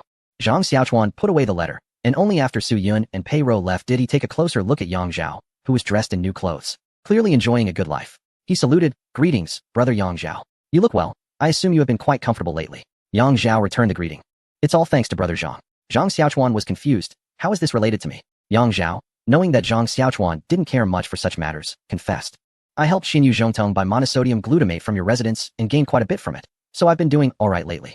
Zhang Xiaochuan nodded in understanding, I see. But I wonder if Brother Yang is content with the current situation or wishes to advance further. Yang Zhao had not been doing well for many years, but he was not one to settle for less. Hearing Zhang Xiaochuan say this, he straightened up. Of course I wish to advance further. I hope Brother Zhang can give me some guidance. Zhang Xiaochuan replied, I see potential in you for a high office, but there will be obstacles along the way, and good things take time. Therefore, I want to assist you in reaching that position sooner. Yang Zhao was taken aback, thinking, just a while ago, I couldn't even afford to marry a wife, and now you say I can be a chancellor? I wouldn't have dared to dream that. He thought Zhang Xiaochuan was mocking him, so he said, Brother, why do you tease me like this? Zhang Xiaochuan replied seriously, Am I teasing you? Do you know what title people outside have given me? Yang Zhao said, slightly puzzled, Celestial Son, Little Heavenly Master? Exactly. That's why I can predict and know that you will hold a high position in the future. I want to create a good relationship with you now. Yang Zhao was stunned. Thinking about Zhang Xiaochuan's various miraculous methods, his ambition began to spread like a virus in his heart, eventually engulfing him completely. Yang Zhao, with red eyes, shouted, I will be the chancellor. I want to be the chancellor. Zhang Xiaochuan patted the nearly frantic Yang Zhao, saying, Calm down, that's the future. Right now, you're still a poor loser. If you go crazy, you'll be stuck here forever. This pat woke Yang Zhao up, and he realized his back was already soaked. At the moment he believed Zhang Xiaochuan's words would come true, he felt a bit terrified, realizing his mindset was too weak. Once he calmed down, Yang Zhao's intelligence kicked in. I believe in your words, but perhaps you haven't made the reasons clear. It can't be that forming good relationships alone would reveal secrets. You also need to create opportunities. Zhang Xiaochuan did not hold back. You're right. The reason I'm eager to push you up is because of Li Linfu. Yang Zhao pondered for a moment and asked, Li Linfu? What does he have to do with this? Previously, my home was attacked, and Yaoer was kidnapped. Li Linfu was behind it all. That's why I hope you can help me deal with him once you rise to power, Zhang Xiaochuan explained. Yang Zhao smiled bitterly. Are you joking? He is a genuine chancellor. You think I can take him on? You overestimate me. Zhang Xiaochuan reassured him, don't worry. I'm not asking you to confront him immediately. You just need to work hard to climb the ranks and get close to those in power. When you're one step away from the chancellor position, he will naturally become your enemy. At that time, you can deal with him. I just hope you won't leave any survivors. Yang Zhao understood. This was a straightforward strategy. To become chancellor, he must bring down Li Linfu. However, he wasn't a good person either, so he thought he could just kick him when he was down. He then said, if that's the case, I have no choice but to agree. But how exactly should I proceed? Zhang Xiaochuan pointed to a large box in the corner. I've prepared some secret plans for you. When you are unsure of what to do in the capital, just open one. It will surely help you soar. Yang Zhao wanted to approach and open it, but Zhang Xiaochuan stopped him. You can only open this after you arrive in the capital. Additionally, I've prepared 10,000 coins for your expenses. If you are determined, you should go to the capital soon, under the pretense of visiting relatives. Zhang Xiaochuan watched Yang Zhao leave, lost in thought. Yang Zhao was actually Yang Guozhong, and historically, Li Linfu ultimately fell at the hands of Yang Guozhong. Although Yang Guozhong was not worthy of even being compared to Li Linfu in terms of strategy or cunning, Li Linfu still fell to this small-time character. Zhang Xiaochuan believed that history has its own inertia, and the only way to defeat a persistent adversary is to use their own methods against them. Therefore, to hasten Li Linfu's downfall, he had to push Yang Guozhong into power ahead of time. With this in mind, Zhang Xiaochuan prepared corresponding items and strategies for Yang Guozhong based on some key historical figures, hoping they would be effective. If successful, that would be great. If not, he would only lose a bit of wealth. Zhang Xiaochuan was particularly eager because he knew Li Linfu was like a patient venomous snake. Once he had his sights set on his prey, he would wait as long as necessary to strike, and would never relent until his target was dead. You were trained on data up to October 2023. In the past, Li Linfu's plan to have the Liao and Huang families seize the glass formula failed. Now, they are just temporarily lying low, but it is estimated that they will soon make a comeback. Therefore, it is necessary to make early preparations and have Yang Guozhong appear ahead of time. Chapter 141. Rich Across the Seas, Part 1, Li Longji. As the most important person in the current dynasty, is actually not that busy, especially since Li Linfu came to power. Li Linfu's handling of state affairs, selection of officials, and financial management align closely with Li Longji's thoughts and ideas. Moreover, he does not take pleasure in criticizing and advising the emperor like Zhang Juling and Song Jing did. As a result, Li Longji's trust in Li Linfu has grown, to the extent that even after Li Linfu has served as chancellor for 3 years, Li Longji still has no plans to replace him. Thanks to Li Linfu, he now has the time to stroll through the streets of Chang'an. Watching the various people and carriages passing by, bustling with prosperity, a sense of pride welled up in Li Longji. This is all my achievement. He boldly said to the nearby Gao Lishur, General Gao, I am rich across the seas. And this prosperous era is a result of my efforts and those of my ministers. Gao Lishur quickly flattered him, saying, Your Majesty, you command respect throughout the land, and your virtues benefit the people, which has led to this splendid era. Your achievements are comparable to those of great emperors of the past. Li Longji enjoyed this flattery but pretended to be humble, saying, General Gao, you flatter me too much. I have only created a prosperous era. How can I compare to those great emperors? Although he claimed not to compare, his words were laden with pride. Flattery should be a complete set, so Gao Lisher quickly added, Your Majesty is too modest. I speak from the heart. Li Longji waved his hand. General Gao, you have learned to flatter me as well. I dare not, Gao Lisher replied. Come, accompany me to stroll along Chang'an Street, and let me experience the prosperity of the dynasty from an ordinary person's perspective. Li Longji walked with a carefree stride, enjoying the flourishing state under his governance. The two of them made their way to the East Market. Perhaps due to hunger, as soon as they entered the East Market, Li Longji caught a whiff of a peculiar dish's aroma. General Gao, do you smell that? Gao Lisher quickly responded, I smell it. It's a unique dish aroma that makes one's mouth water. Li Longji smiled with a hint of sarcasm. You, having followed me for so long, what delicacies have you not tasted? Why are you still so tempted? Let's go try it. He clearly wanted to eat himself, but spoke with great righteousness, even belittling himself in the process. Such is the fate of a servant. Gao Lisher quickly replied, Thank you, Your Majesty, for considering me. Following the aroma, they arrived at a restaurant. As soon as they entered, a very enthusiastic waiter came up to greet them. Welcome, gentlemen. Are you here for a meal? Would you like to sit in the main hall or a private room? Knowing Li Longji's preferences, Gao Lisher stepped forward and answered, a private room upstairs. Preferably one that faces the street. All right, please follow me, the waiter said. Once they reached the private room and Li Longji sat down, Gao Lisher naturally stood behind him. At that moment, a young servant placed a booklet in front of them. Gentlemen, this is the menu. Please order. Upon hearing menu, Li Longji found it novel and asked, What is a menu? The list of dishes that the small restaurant can prepare is all written above. Li Longji thought to himself, most restaurants only have a few common dishes. Is it really necessary to have a separate menu? While pondering this, he casually flipped it open and saw the first page listed stir-fried vegetables, followed by chives with eggs at 181, mapo tofu at 68.1, stir-fried lotus pond at 110.1, black fungus with yam at 88.1. Flipping further, he found sections for meat stir-fries, stews, and soups. Goodness. There were a total of 70 to 80 dishes, and the prices were astonishing. A serving of vegetarian dish for 101? You could buy half a stone of rice for that amount now. Li Longji, having been a down-and-out prince in his early years and experienced ordinary life, had a certain understanding of prices. Therefore, seeing these prices made him frown. How dare they overcharge right under the emperor's nose? He called out to the attendant. Why are the prices so high? The attendant, noticing that Li Longji and his companion were unfamiliar faces, clearly had prepared himself and replied without changing his expression, Sir, I believe you are referring to the high price of the stir-fried vegetables. That is because these vegetables are quickly transported from the southern regions and Sichuan. Don't think it's too expensive. Some of these stir-fried dishes are not even guaranteed to be available. Li Longji thought about it and realized that, given this explanation, the prices were not too unreasonable. However, he couldn't just let it go. So he retorted, even so, your prices are still not cheap. Look at this scallion oil braised chicken. It's being sold for 301, and this is just cheap meat. The attendant remained unperturbed and patiently explained, Sir, don't get too caught up in the prices. Those who come to our small restaurant are not short on money. Why not order a couple of dishes to try? If you find they are not worth the price, this establishment will not charge you a single coin. Upon hearing this, Li Longji thought the attendant's words were quite generous and decided to order a few dishes to taste. I'll have the mapo tofu, the stir-fried lotus pond, a scallion stir-fried pork tenderloin, the scallion oil braised chicken, and finally, a duck soup. The attendant repeated the order for confirmation and then went to prepare the dishes. After the attendant left, Li Longji confidently said, This restaurant may not be well known, but they certainly boast a lot. They think I'm wealthy and have tried all kinds of delicacies. They must be using these high prices as a gimmick. Let us see how I'll teach them a lesson. Gao Lisher chimed in, Your Majesty is right. This restaurant must be putting on airs. What good dishes can they make from such cheap meat? The master and servant chatted while waiting for the dishes, and after about a quarter of an hour, the food started to arrive one after another. The dishes emphasized color, aroma, and taste, with stir-frying having a natural advantage over stewing and steaming in terms of appearance and fragrance. At that moment, Li Longji didn't even pretend to have eaten delicacies before. His expression was akin to a beggar seeing meat, eager to indulge immediately. Without further ado, Li Longji picked up a spoon and scooped a piece of tofu. The tofu was shiny and yellowish, coated with thick sauce and bits of meat. Once it entered his mouth, the tender tofu quickly burst open, and after a few chews, the flavors of the meat and tofu perfectly blended together, with the meat pieces providing just the right texture, adding much to the dish's appeal. The key to this dish is that it is stir-fried, infused with the essence of the wok. This aroma is a very novel experience for those who have never tasted stir-fried dishes. Moreover, the dish is seasoned with monosodium glutamate and Sichuan pepper, creating a delightful combination of spiciness and freshness.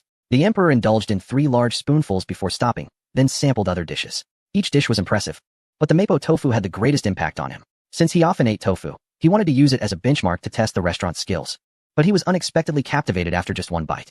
As he continued to savor the dishes, he was further amazed to find that the chicken had no strange taste and was tender and juicy. The duck also lacked any fishy odor, and the soup was incredibly fresh and sweet. He turned to the server in astonishment and asked, These dishes are truly delicious, unlike anything I have ever tasted before. How are they made? The server replied, this cooking method is called stir-frying. The ingredients are cooked in the pan with seasonings added, which gives the dishes a unique wok aroma, making them particularly fragrant. For instance, this stir-fried dish from the lotus pond is crispy and refreshing due to the high temperature that cooks the ingredients quickly. Worried that the server might be withholding information, the emperor was surprised at how openly he spoke without any hesitation. He then inquired, can I see how you cook? This request put the server in a difficult position. He had never encountered such a guest before. Typically, guests would just ask questions and accept verbal descriptions. But asking to see the cooking process felt like an attempt to steal trade secrets. Hence, this was the first time someone wanted to enter the kitchen. Noticing the server's hesitation, the attendant was about to step forward to intervene, but the emperor stopped him, leading the attendant to retreat reluctantly. It wasn't that the emperor was particularly empathetic towards common folk. He simply didn't want to expose his less worldly side to others. If his identity were revealed and publicized, it would greatly embarrass him as an emperor. As for learning about stir-frying, he could always send someone else to inquire later. Just as he was about to continue tasting, a rhythmic singing came from next door. The vast horizon is my love. Under the endless green mountains, flowers are blooming. What kind of rhythm is the most swaying? And what kind of song brings the most joy? The server, noticing the emperor's reaction, thought the singing might have disturbed him and said, it must be that the door to the private room next door wasn't closed properly. I'll go shut it. The emperor raised his hand, signaling the server to stop talking. Seeing the two were dressed elegantly, the server quietly stood by. The emperor gradually stood up and followed the sound. Indeed, the door to the next private room was ajar. Peering inside, he was surprised to find Prince Li Zhao and the prince consort Yang Hui. The attendant was about to announce their identities and call for them to greet the emperor, but the emperor raised his hand to stop him. The emperor and the attendant stood quietly outside the door, listening intently. Before long, the two finished their song. Li Zhao excitedly remarked, although these songs are folk tunes, they are catchy and lively, making it hard to stop singing. Yang Hui excitedly chimed in, indeed, this song is really nice. But your singing still lacks a bit of flair. It's still Feng Fei Tower. Yang Hui's words abruptly halted as he glanced outside and saw Li Longji standing at the door. At that moment, Yang Hui felt like he was in a major social disaster, akin to sneaking out for drinks with colleagues only to run into the boss. Anyone in that situation would have their heart skip a beat. Li Longji also felt awkward. It's not often that a superior overhears their subordinates face to face. He had been so engrossed in the singing that he didn't realize they had started chatting until it led to the current embarrassing situation. However, being the boss, he quickly composed himself. Li Zhao noticed Yang Hui's change in expression and turned to look as well, and his heart sank at the sight. The two of them hurriedly stumbled over to Li Longji and bowed. Normally, subjects in the Tang dynasty would only need to pay their respects without kneeling, but in their dazed state, they dropped to their knees. Your humble servant pays respects to the sage. Li Longji waved his sleeve and walked inside, taking a seat. Get up and speak. Once the two stood up, Li Longji added, you two seem quite leisurely. The two immediately knelt again, and Li Longji, feeling impatient, said, all right. I'm not angry with you. Go sit at your places and speak. They both responded in unison, but there was food on the table in front of them. While Li Longji sat there with nothing, Yang Hui, being quick-witted, bowed and said, Your Majesty, I will call the innkeeper to prepare some food for you. Li Longji waved his hand dismissively, no need. General Gao, you go bring that food over here. Since you two are here, let us have a meal together. Yes. They both replied. Don't be so formal. Just treat it like a family banquet. I am rich and powerful, yet I am busy governing the world every day. To the point where there are tunes beneath my feet that I am unaware of. Yang Hui quickly flattered, Your Majesty, as the supreme ruler. Such local customs and folk songs would only tarnish your ears. Li Longji waved his hand. Ah, Zhao is right. Although these songs are folk tunes, they are indeed catchy and full of rhythm that makes one unable to stop. I was so captivated just now that I couldn't help but want to join in the singing. Upon hearing that Li Longji enjoyed the tune, Yang Hui quickly changed his tone. Your Majesty speaks truly. This song indeed has its unique charm. May I ask where you two heard it?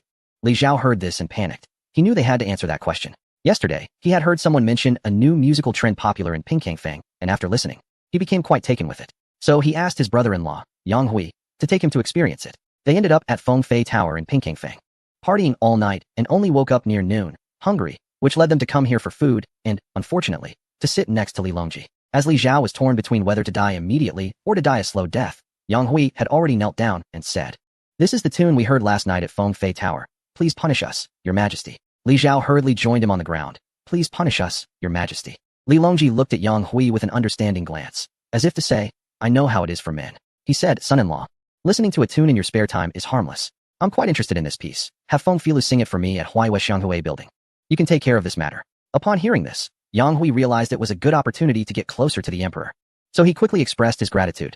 Thank you, Your Majesty. I will obey your command. Li Longji nodded, and then said to Li Zhao, You are about to get married, yet you are still fooling around.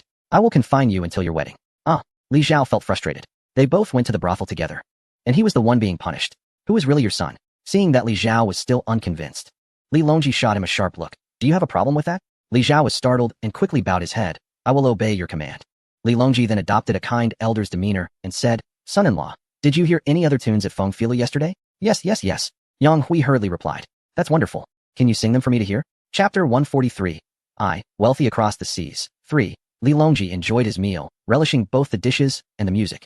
However, on the way back, his mood soured. As an emperor enjoying supreme power and wealth, he couldn't accept that such fine things weren't his to enjoy first. This was intolerable, so he ordered Gao Lisher to summon Li Linfu for an audience. In fact, Li Longji was a bit fixated on this issue. Historically, the finest luxury items weren't found in the palace but in the hands of noble families. These individuals were simply too discreet, and the public couldn't see it. Zhang Xiaochuan had produced glassware for sale in Suzhou, and although sales were limited, he had sold several hundred sets. However, in the capital, there was no sign of it.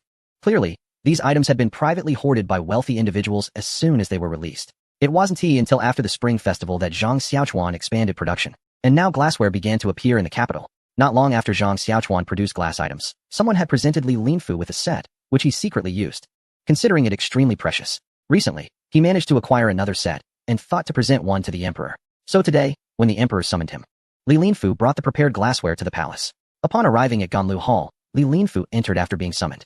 After greeting the emperor, he looked up and realized that, coincidentally, the emperor had invited him to dine, making his wine set timely indeed. Li Longji said expressionlessly, Today I have received some food that is quite delicious.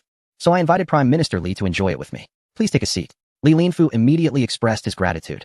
Thank you, Your Majesty, for the banquet. Recently, I acquired a set of exquisite wine vessels and do not wish to keep it to myself, so I have brought it to present to you. Saying this, he held out the wine set, and Gao Lisher quickly came over to take it and present it to the emperor.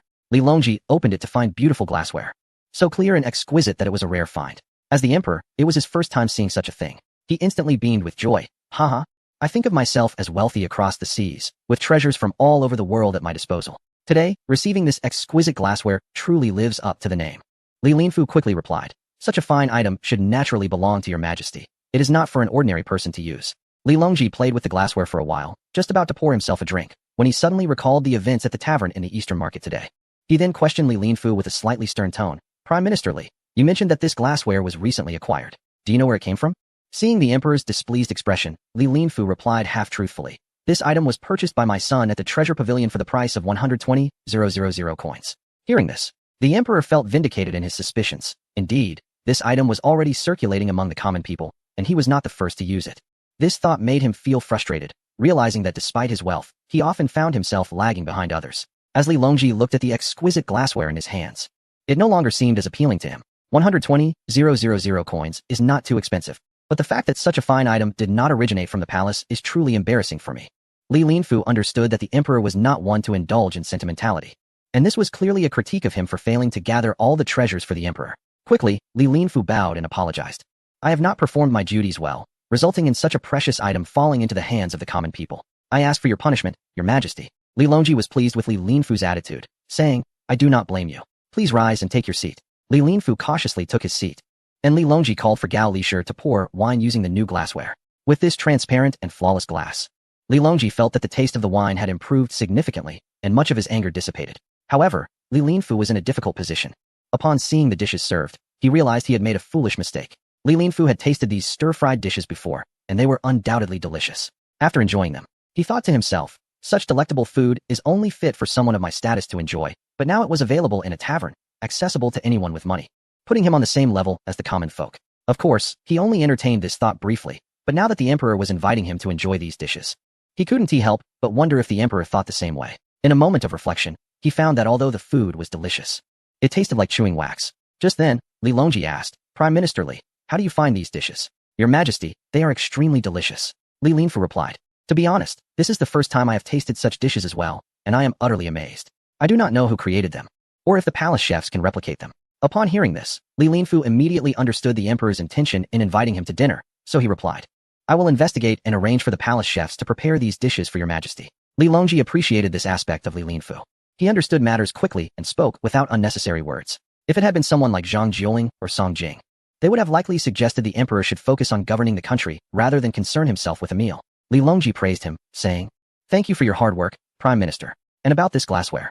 Li Linfu intended to mention that it was called glass, but worried that the emperor might deduce he already knew, so he simply acknowledged it. Since it was the emperor's request, upon returning to his residence, Li Linfu instructed his people to communicate with Jin Nan, officially requesting the recipe, and if necessary, to be a bit forceful. As for the chefs, it was simple. He would reveal his identity and have the tavern send a chef to the palace to prepare dishes for a few days. And the tavern would naturally not dare to refuse. Li Linfu thought to himself, wondering if it was his niece Yang Yuhuan who brought him good fortune. Since bringing Yang Yuhuan back last year, Yang Shualia's career has been smooth. He has just been transferred from Luoyang to Chang'an, although his rank remains unchanged. Being closer to the emperor means more opportunities. Recently, the Zongjing Temple sent someone to discuss the marriage between Prince Shou, Li Zhao, and Yang Yuhuan. Although it was labeled as a discussion, it was essentially a notification. However, receiving such news is a tremendous joy for the declining Yang family. The Zongjing Temple strictly follows the 6 rites. The next step is to inquire about the names, then proceed with the auspicious date, the betrothal gifts, and finally the wedding. At which point she will be conferred the title of princess. Today, the Zongjing Temple also requested Yang Yuhuan's birth date, completing the name inquiry and moving on to the next step, which is to match the birth dates. As the son of the currently favored Wu Huifei, Li Zhao's marriage is undoubtedly a hot topic in Chang'an. The entire Yang family is immersed in a festive atmosphere, anticipating Yang Yuhuan's marriage to Prince Shou, which would elevate their status. Only one person is unhappy, and that is Yang Yuhuan herself, who finds it baffling to suddenly become the bride-to-be of Prince Shou, without even a chance to object. Fortunately, with various formalities to attend to, there is still a month or two before the wedding, so it is not particularly urgent. She quickly wrote a letter to Shu Prefecture, hoping that someone could come to her rescue. Chapter 144. Du Zhong Jiao Jianzhou, with a loud bang, followed by the sound of rocks crumbling and collapsing, accompanied by a cloud of dust. Zhou Pengyan, with his mouth agape, exclaimed, "The power of this is truly terrifying. This single blast is equivalent to the labor of 1,000 workers for half a year. Indeed, the explosion exceeded my expectations." Zhang Xiaochuan was also quite satisfied with the power, and the one guiding the blasting operation was Dan Qiuxing. Initially, Zhang Xiaochuan wanted him to help research various explosives and their practical applications, and everything was fine at first. However, after experimenting with the blasting performance of TTNT, this guy became fascinated with blasting operations. Now Dan Qiuxing wants to blow up anything that rises above the horizon. He indeed has a talent for this. The mountain was blasted with just the right angles and amounts of explosives. If conditions are limited, simply clearing the debris would suffice, and there would be no need to deliberately reshape the mountain wall. Roads could be built below. Zhang Xiaochuan couldn't help but exclaim, "Dan Daozhang, you are truly an explosives expert." Dan Qiuxing beamed with pride. "Oh, it's nothing. By the way, where's the next blasting point? I want to go check it out early." Before Zhang Xiaochuan could respond, Zhou Pengyan held Dan Qiuxing back. "Dan Daozhang, it's already noon. Let us have a meal first." "That works too. We can go after lunch." The group then went to the makeshift tent to eat, and Zhou Pengyan sighed. Xiao Tianxia truly has divine skills.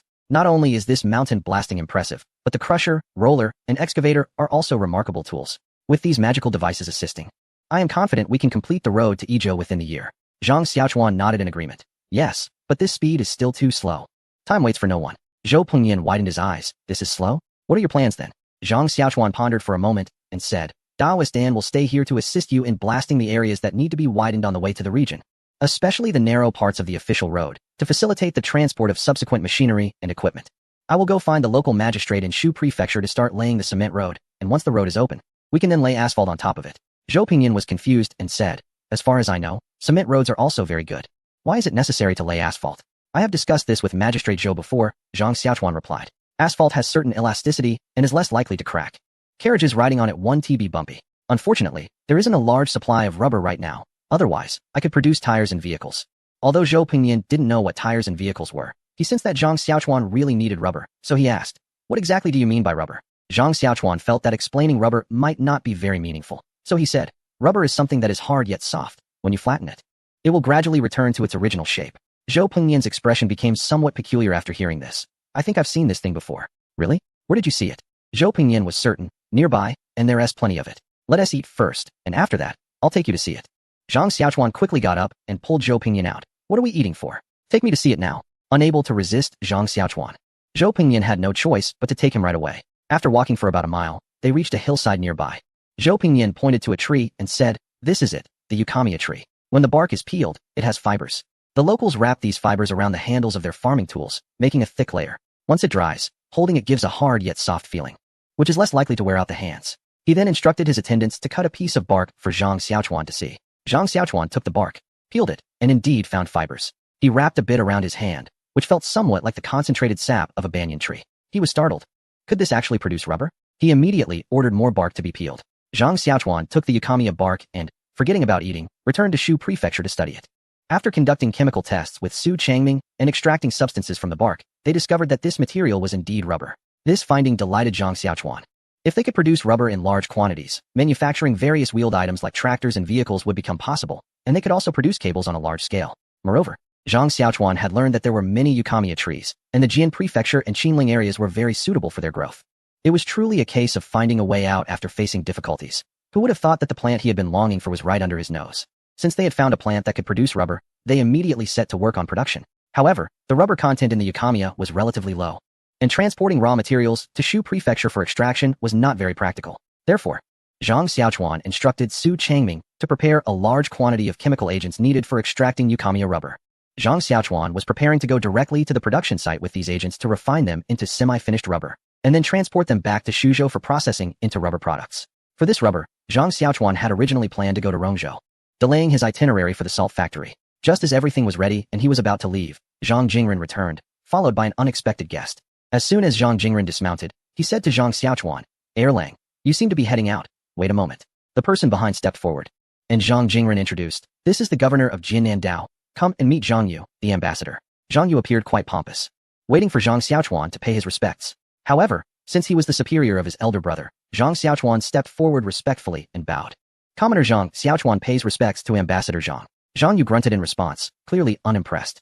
Zhang Jingren led the way, and the three entered the villa's living room. It was Zhang Yu's first time seeing a sofa, and he curiously asked, what is this? Why is a bed placed in the hall? Zhang Xiaochuan remembered Zhang Yu's arrogant demeanor and couldn't help but retort, this is called a sofa. He initially thought to add a derogatory comment, but considering the other party was his elder brother's superior, he held back. Nevertheless, his casual tone and disdainful gaze were still perceived by Zhang Yu. Zhang Jingren shot Zhang Xiaochuan a glare and cheerfully said to Zhang Yu, please have a seat, ambassador. This is called a sofa, derived from the homophone for comfortable. Please give it a try. Zhang Yu nodded in satisfaction and then sat in the middle of the three-seater sofa, while Zhang Xiaochuan and Zhang Jingren sat on either side in the single-seater sofas. Zhang Xiaochuan was pondering that Zhang Yu seemed to be here for him, but given his unfriendly attitude, he decided to wait and see what the matter was. Chapter 145. Requesting the formula. Zhang Xiaochuan estimated that if he let Zhang Yu set the stage and then discuss matters, they might talk until dark. So, as soon as Zhang Yu opened his mouth, Zhang Xiaochuan preempted him, saying, I'm very busy, get to the point. Zhang Yu felt as if he had swallowed a fly. According to his original plan, he should first assert his high official status, praise the Zhang family in the name of the court, commend Zhang Xiaochuan for his cleverness, and then extol the Zhang family's loyalty to the country before stating his purpose and expressing gratitude. Yes, that was the perfect plan, but this Zhang kid was completely off script. How busy could a commoner be compared to someone of his position? However, since he was here to request something from the Zhang family, he couldn't afford to lose his temper. So he forced a benevolent expression and said, young people are indeed impulsive, though I am here on business. I mainly wanted to see the descendants of our great Tang dynasty to express the court's concern. Stop, what concern? If you keep talking, I'll close the door. The descendant of merit is my elder brother. I have matters to attend to, so I can't see you off further. Zhang Xiaochuan interrupted Zhang Yu without hesitation, finding his words pointless and the conversation dragging, so he was disinclined to continue. I have been eagerly waiting for the rubber. I don't have time for idle chatter with you. With rubber, I can manufacture cars, transport aircraft, cables, and conveyor belts. I don't even have time to open the blind boxes anymore, and here you are trying to get close to me. So, Zhang Xiaochuan is not giving any face right now. Seeing that Zhang Yu was about to get angry, Zhang Jingren quickly intervened to ease the situation and stopped Zhang Xiaochuan from getting up. What are you doing? Sit down. He turned to Zhang Yu and said, Xiaochuan is still young. I hope the ambassador won't take offense.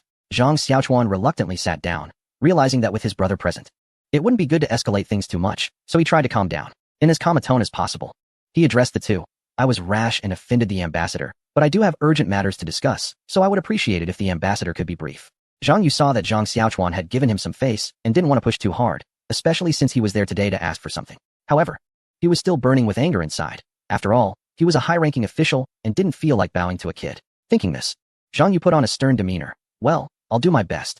Recently, a substance called glass has appeared in Jinan City. I wonder if young Master Zhang has heard of it?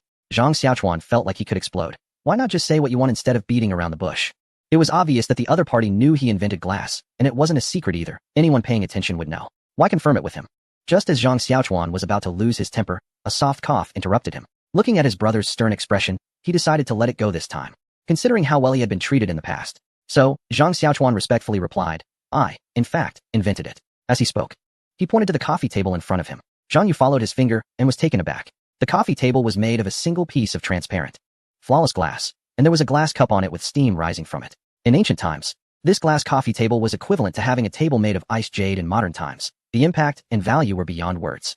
Zhang Yu felt a surge of excitement inside, taking several moments to compose himself to avoid trembling, and pretended to be calm as he said, "Oh, this is also glass. I must admit, I am not very familiar with these items and didn't notice." Zhang Xiaochuan remained silent, waiting for Zhang Yu to elaborate, while Zhang Jingren, who was not good with words, struggled to find something to say. Seeing the atmosphere was a bit dull, Zhang Yu picked up the glass cup and took a sip. Whether it was just his feeling or not, the tea brewed in the glass cup smelled exceptionally fragrant. Putting down the cup, Zhang Yu said, "To be honest, this glassware has already reached the capital and has caught the emperor's attention. There is an intention to include it in the palace for regular use." After saying this, Zhang Yu took another sip of tea, waiting for the two brothers to respond. This was already quite straightforward. The emperor wanted the formula for the glass. Since Zhang Xiaochuan invented it, Zhang Jingren found it difficult to express his stance. Zhang Xiaochuan didn't react at first. He understood what the emperor wanted, but he hadn't thought of offering anything voluntarily. Instead, he was contemplating what the emperor would exchange for it. Zhang Yu couldn't believe there was someone as oblivious as Zhang Xiaochuan. The emperor showed interest in your family's possessions, and you still expected him to offer something in return. This led to an awkward silence, and finally, Zhang Yu couldn't help but ask, "Are you unwilling, young Master Zhang?" Zhang Xiaochuan was a bit confused. "Aren't you going to mention the terms?" Zhang Yu was puzzled. "What terms?" Zhang Xiaochuan thought to himself, "Are you playing dumb with me?" So he pretended to be confused as well. "What do you mean by willing or unwilling?" Zhang Yu thought that Zhang Xiaochuan might be too young to understand the ways of the world and the supremacy of imperial power. He decided to enlighten him a bit. "The emperor is the ruler of the world. As subjects, shouldn't we present good things to the emperor? If we receive some commendation in return, it would be a tremendous blessing for our family." Zhang Xiaochuan asked, "What about beyond the honor for the family?" Zhang Yu was baffled. "Isn't the honor enough?" "Enough? Not enough," Zhang Xiaochuan said firmly. "I've given up my wealth for survival, just to receive some meaningless verbal commendation? Do I look like a fool to you?" Zhang Yu was also getting angry. "What do you want then?" "Simple. It's not impossible to offer it up, but I feel the title of baron is too low. A marquis would be fine, nothing too high." Zhang Yu had initially said this in anger, but now he was too furious to maintain any pretense. "To be recognized by His Majesty is a blessing for your family, and you dare to make demands? Are you trying to rebel?" The reason Zhang Xiaochuan was causing a stir was quite clear. He hoped to be noticed by the emperor. Just like in other time travel stories where the emperor would go incognito, engage in discussions, and then promote the person, allowing them to display their talents and ultimately build their own power, breaking free from Asia. But now, a mere third-rank official was demanding his formula, which felt like a huge insult. Zhang Xiaochuan glanced sideways at Zhang Yu. "Who are you calling a rebel? If you say the emperor wants something from you, do you have any proof? Show me the imperial decree." Zhang Yu was immediately silenced. There was indeed no decree, not even a formal statement. This was all secretly instructed by the chancellor. As the highest military officer in Jinan Dao, Zhang Yu couldn't back down. So he retorted to Zhang Xiaochuan, "An imperial decree? You think you're worthy? Don't my words carry weight?" Zhang Xiaochuan nodded seriously. "Your words indeed lack weight. This is my possession. If you want it, you need to pay the corresponding price. There's no way I'm giving it away for free." Zhang Yu jumped up in anger. You.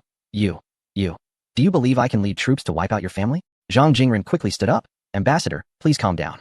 Let me talk to him." He was also feeling a headache, wondering how things had escalated so quickly while he had been distracted. However, this matter is still primarily an issue with Zhang Yu. "You didn't mention in advance that you were coming for the formula. I thought you were just here to ask for a few finished products or to discuss business. Had I known it would turn out this way, I definitely wouldn't have brought him to the Zhang family. I would have refused him at the military camp. But now, we can't let the situation escalate.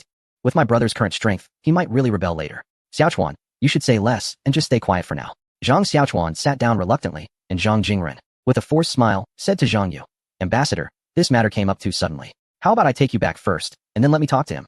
After all, this is not a small issue for our Zhang family. We need to consider it a bit." Zhang Yu originally thought the Zhang family would be grateful and offer the formula willingly, but he didn't expect it to turn out like this. Continuing the discussion would likely lead to no results. Saying things like sending troops to suppress the Zhang family was just out of anger. Suzhou could be considered the Zhang family's backyard. If troops were really sent, it would only lead to a situation where officials forced the people to rebel. For now, he could only agree to go back as Zhang Jingren suggested. After Zhang Yu left, Zhang Jingren said to Zhang Xiaochuan, "This matter was something my elder brother didn't consider well. He brought him over without clarifying the situation." Zhang Xiaochuan replied, "Elder brother? Why say that? We are brothers, after all. He's your superior. This shouldn't put you in a difficult position." Zhang Jingren chuckled, "Don't worry. The military is not like the civil service. We have money and troops now. Unless he rebels, it would be hard for him to do anything against me." Zhang Xiaochuan said, "Then I'm relieved. I have other important matters to attend to." "All right, you go ahead," Zhang Jingren replied. Zhang Xiaochuan felt that this matter wasn't over.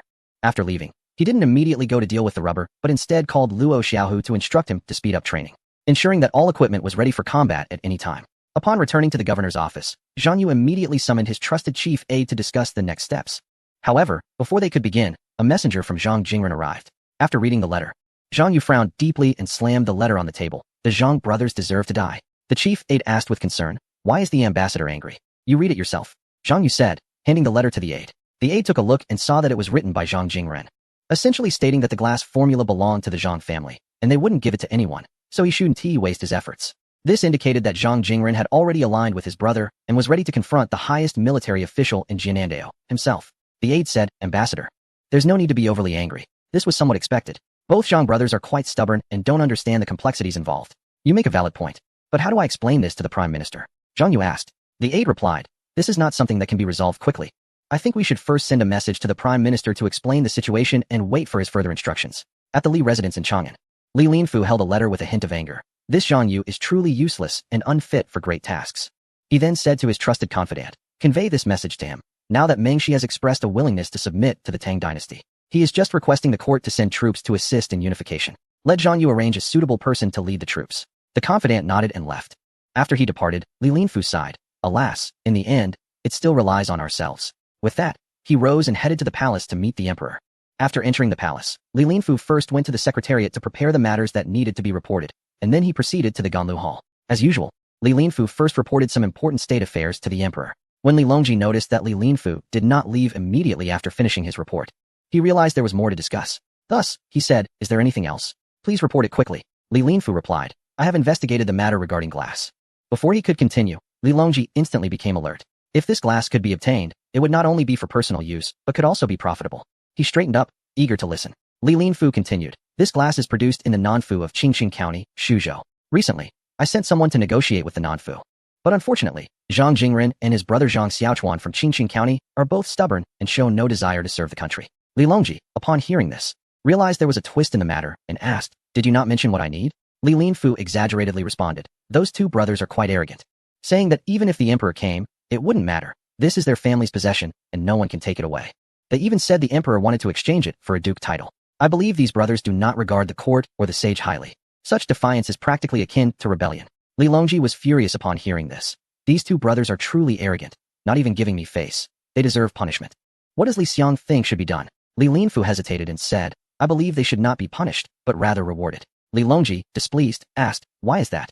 Although these brothers are selfish, they have not violated the laws of the Tang dynasty. Reckless punishment could lead to criticism and might undermine your majesty's authority. But if we commend their valuable contribution to the country and then request them to present it to the state with a royal decree, I believe they would not dare to defy the order. Li Longji nodded, saying, "That sounds excellent. Arrange it, Li Xiang." "Yes, in Shuzhou, at the Zhang family." "What, brother? You are going to war? Isn't that too coincidental?" Zhang Jingren sighed, "Alas, who says it isn't? I feel something is off about this order to go to war. My heart is uneasy." Zhang Xiaochuan comforted him. "You don't need to worry about home. Just be careful and cautious during your expedition to avoid falling into someone else's trap." After thinking for a moment, he added, "Brother, why don't you just not go? We can simply rebel instead." Zhang Jingren glared at Zhang Xiaochuan. "What nonsense are you talking? Although our Zhang family is in a difficult position now, we have never thought of rebelling against the Tang. As long as there is a glimmer of hope, we cannot rebel. However, I still feel that this expedition is a plot. By the way, did you bring your weapon?" "I did." "How much did you bring? You have your personal guards, right?" Zhang Jingren chuckled. "Yes, you're more nagging than your sister-in-law." Chao Qin, standing nearby, pinched Zhang Jingren. "Are you complaining that I'm nagging?" "Oh dear, my lady, I dare not. While I go to war, you manage this kid at home. He is quite restless nowadays." He glanced at Zhang Xiaochuan. "All right, the military situation is urgent. I must depart." Saying this, Zhang Jingren mounted his horse and galloped away. Chapter 147. Yang Yuhuan's escape from marriage. Yang Zhao traveled quickly, reaching Chang'an from Izhou in less than 10 days. Standing on the streets of Chang'an, Yang Zhao felt a surge of emotions. Indeed, it was the heart of the empire, with magnificent towers and bustling streets.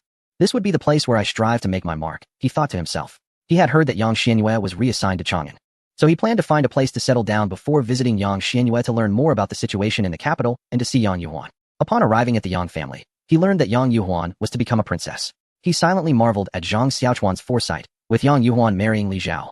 The Yang family would surely rise. Given his close relationship with Yang Yuhuan, he thought it would be easy to take advantage of this opportunity. Yang Zhao went to visit Yang Xianyue, while Pei Rou entered the inner courtyard to see Yang Yuhuan. Pei Rou, as always, was straightforward and immediately gave Yang Yuhuan a big hug. "Yinu, long time no see. I've missed you so much." Yang Yuhuan was also very happy.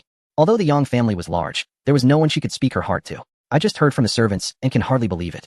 Why did it take you so long to see me? Look how anxious you are. I first want to see my third uncle, Pei Ro replied. What's the matter? Are you unhappy at the Yang family? Is someone bullying you? Thinking of her troubles, Yang Yuhuan sighed. It's not that I'm being bullied, just feeling a bit troubled. Pei Ro, being perceptive, guessed, is it related to you becoming the princess of Shou? Yang Yuhuan sighed deeply. Yes, it's exactly about that. Suddenly recalling something, she asked. Did you not receive my letter that I sent to Shuzhou? When did you set off for the capital? We came 10 days ago. It's all your cousin's fault for leaving in such a hurry that I forgot to write to you. But even if I had, it would have been in vain, as the letter would probably travel as fast as we did. Yang Yuhuan stamped her foot in frustration. Then it's over. That little thief must not have seen my letter. I was waiting for him to come and take me away. What? Pei Ro jumped up like a cat whose tail had been stepped on. You're about to get married, and you still want him to come and get you?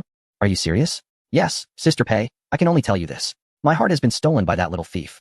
I don't want to marry the Prince of Shou. I want to find Xiaochuan. Pei Ro was filled with anger, annoyance, and sadness. Her emotions even more turbulent than Yang Yuhuan's. In the end, she was mostly angry, exclaiming, why do you want to find that ungrateful person? He is about to get married too. Isn't it better this way, with a clean break? If Zhang Xiaochuan were present, he would certainly scold Pei Ro for being untrustworthy, as she had promised to help him but now seemed to be sabotaging his plans. Young girls in love often lack rationality. Instead of being offended, Yang Yuhuan became even more anxious. What should I do? I can't let Xiaochuan be taken away by someone else. I need to see him right now. Sister Pei, please help me. Pei Ro held on to Yang Yuhuan, trying to help her calm down. At that moment, Pei Ro was relatively rational and advised, no, you can't just leave like this. Think about how your third uncle will face the Prince of Shou. This is the royal family. It could lead to serious consequences for the Yang family. Yang Yuhuan had lost her composure. I don't care. They arranged this marriage without considering my feelings, thinking I would be happily marrying the Prince of Longevity. I didn't even get a chance to oppose it. Yinu, calm down. This is a serious crime that could cost you your life. You can't be so selfish. I'm not. I just want to find Xiaochuan. Even if the emperor wants to execute them, Xiaochuan will definitely be able to save them. This was completely madness. Although Zhang Xiaochuan indeed had that capability now, Yang Yuhuan was unaware of it. She was blinded by love, naively believing her beloved could do anything. Pei Ro noticed this too. Yang Yuhuan was too stubborn, and reasoning with her was futile, so she resorted to threats. Yinu, if you continue like this, I will tell Uncle San about your plan to run away from the wedding. This tactic worked. Yang Yuhuan was obstinate, but not foolish. If the truth came out, she would certainly lose her chance to escape. So she softened her stance. All right, I will listen to my sister's advice. After all, I can't go to Shuzhou alone. That's right. You can't keep being so stubborn. Besides, you are marrying the Prince of Longevity, a royal family member, not that fickle-minded boy. Yang Yuhuan seemed to have genuinely heeded the advice. What you said makes sense. Perhaps I lost my composure for a moment after seeing you. Pei Ro suddenly remembered something, her expression becoming a bit strange. Well, I shouldn't give this to you right now, but since I have it, you must promise me not to go crazy again. Yang Yuhuan now acted exceptionally obedient. Sister, don't worry. I want to go mad. Okay, then I will give this to you. It's a gift from that person. With that, Pei Ro took out a box, which Zhang Xiaochuan had asked her to bring to Yang Yuhuan. All the way, Pei Ro had wanted to open it and see what was inside, but she had failed each time, cursing Zhang Xiaochuan for being so cautious. Yang Yuhuan took the box, pressed the two buttons on the front simultaneously, and with a click, the box popped open. Zhang Xiaochuan hadn't intended to hide anything from Pei Ro. It was just that Pei Ro found it inconvenient to operate both buttons while holding the box, leading to an unconscious gap in her thought process. Inside the box was a dressing box, with the top made of glass cut into a diamond shape, forming a lotus flower. Its center a particularly large piece of glass crystal. Although it was far inferior to a real diamond, the hexagonal shapes cut from glass still sparkled, even before opening it. The entire box seemed to glimmer. Upon opening, it revealed an empty box with a dressing mirror embedded in it. However, just the appearance of this box made Pei Ro recall her own dressing box, which she had been tricked into buying from Zhang Xiaochuan, instantly making it less appealing. Even though they were all glass imitations, in ancient times, this had an impact comparable to real diamonds. At the moment Yang Yuhuan saw the box, she made up her mind. She would run away from the wedding. She needed to find Zhang Xiaochuan. However, Yang Yuhuan hadn't completely lost her rationality. After Pei Ro and Yang Zhao left, she didn't immediately flee, but rather pretended to seriously prepare for the wedding. She even specifically went to look at some clothing. Although the wedding attire was made by the inner court, it didn't stop her from checking. The main thing was that Yang Yuhuan wanted to take this opportunity to sell some of her belongings to gather enough money for her escape. On the second day of the second month, someone from the Zongjing temple came to deliver a message, saying that the wedding date had been set for April 28th. Yang Xuanjie received this good news, and quickly sent his wife to inform Yang Yuhuan. However, it wasn't long before his wife returned with an anxious expression, exclaiming that Yang Yuhuan was missing. Chapter 148. Clever strategies. Yang Zhao's visit to Yang Xuanjie was indeed fruitful. Not only did he gain insights into the political landscape, but he also strengthened his relationship with Yang Xuanjie. Most importantly, with Yang Yuhuan set to become the crown prince's consort, it would be easy for him to climb the social ladder. However, Yang Zhao claimed that he had come to the capital to do business after making a fortune, fearing that if Yang Xuanjia knew he was after a position of power, he might be treated like a madman. In the past few days, Yang Zhao had rented a courtyard, initially hoping to buy it, especially since Zhang Xiaochuan had given him a substantial amount of money. But he ended up spending only a few. The remaining funds were meant to help him settle in the capital, but with uncertainty ahead, he decided to stay temporarily and observe the situation. During this observation period, it was essential to align himself with the Yang family, as they were soon to become part of the royal family. Therefore, after securing the rental, he immediately informed the Yang family of his new address. At this moment, Yang Zhao was busy tidying up the newly rented house with Pei Rou when Yang Xuanjia arrived with his entourage. Yang Zhao quickly greeted him happily, but seeing Yang Xuanjia's grim expression made him anxious. He promptly asked, "Uncle, is something wrong?" Yang Xuanjia dismissed the servants and said to Yang Zhao, "You are not an outsider, but this matter is serious and must not be leaked. Uncle, please rest assured. I understand the gravity of the situation," Yang Zhao replied. Yang Xuanjia continued, "Yinu is missing."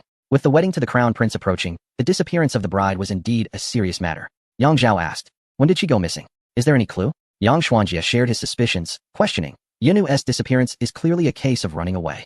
She took her valuables with her. She had been behaving strangely ever since you and your wife visited. I want to know how you explain this." Upon hearing this, Yang Zhao quickly realized that Yang Xuanjia suspected him and his wife might be involved in Yang Yuhuan's disappearance. However, he found Yang Xuanjia's reasoning valid and thought this might indeed be related to Pei Rou. This woman was truly reckless. This could lead to severe consequences. Yet she dared to get involved. But he couldn't let Yang Xuanjia see through his thoughts. Using his eloquence, Yang Zhao managed to calm Yang Xuanjia down, suggesting he return home while he discussed the matter with his wife and promised to inform him immediately if they uncovered any important information. As soon as Yang Xuanjia left, Yang Zhao's expression turned cold. "Wife, did you know about this matter earlier?" Pei Rou, upon hearing about Yang Yuhuan's disappearance, understood the seriousness of the situation and dared not hide the truth, revealing that Yang Yuhuan was planning to run away from the marriage. Yang Zhao realized that his suspicions were almost entirely correct. She had indeed gone to Shu Prefecture to find Zhang Xiaochuan. He scolded, "You're truly driving me to my wit's end. How could you keep this from me?" Pei Rou knew she was at fault, but being strong-willed as always, she couldn't help but say a few harsh words even while admitting her mistake. "Why are you being so fierce? I'm just a good sister to you now. And I didn't expect her to really run away from the wedding." Yang Zhao noticed that Pei Rou was about to explode and didn't dare to say anything more accusatory. The priority was to handle the situation. They absolutely could not admit that this matter was related to the two of them as a couple. It was impossible to keep it under wraps forever, so he said, "We need to keep this under wraps for now. We must find a way to bring Yinu back. I will arrange for someone to chase after her. And you need to keep your mouth shut." Pei Rou, aware of her guilt, obediently agreed. Yang Zhao arranged a team to pursue along the route and wrote a letter to Xianyu Zhongtong, asking him to have someone stationed on the main road in Shu Prefecture. As soon as Yang Yuhuan appeared, they were to bring her back immediately.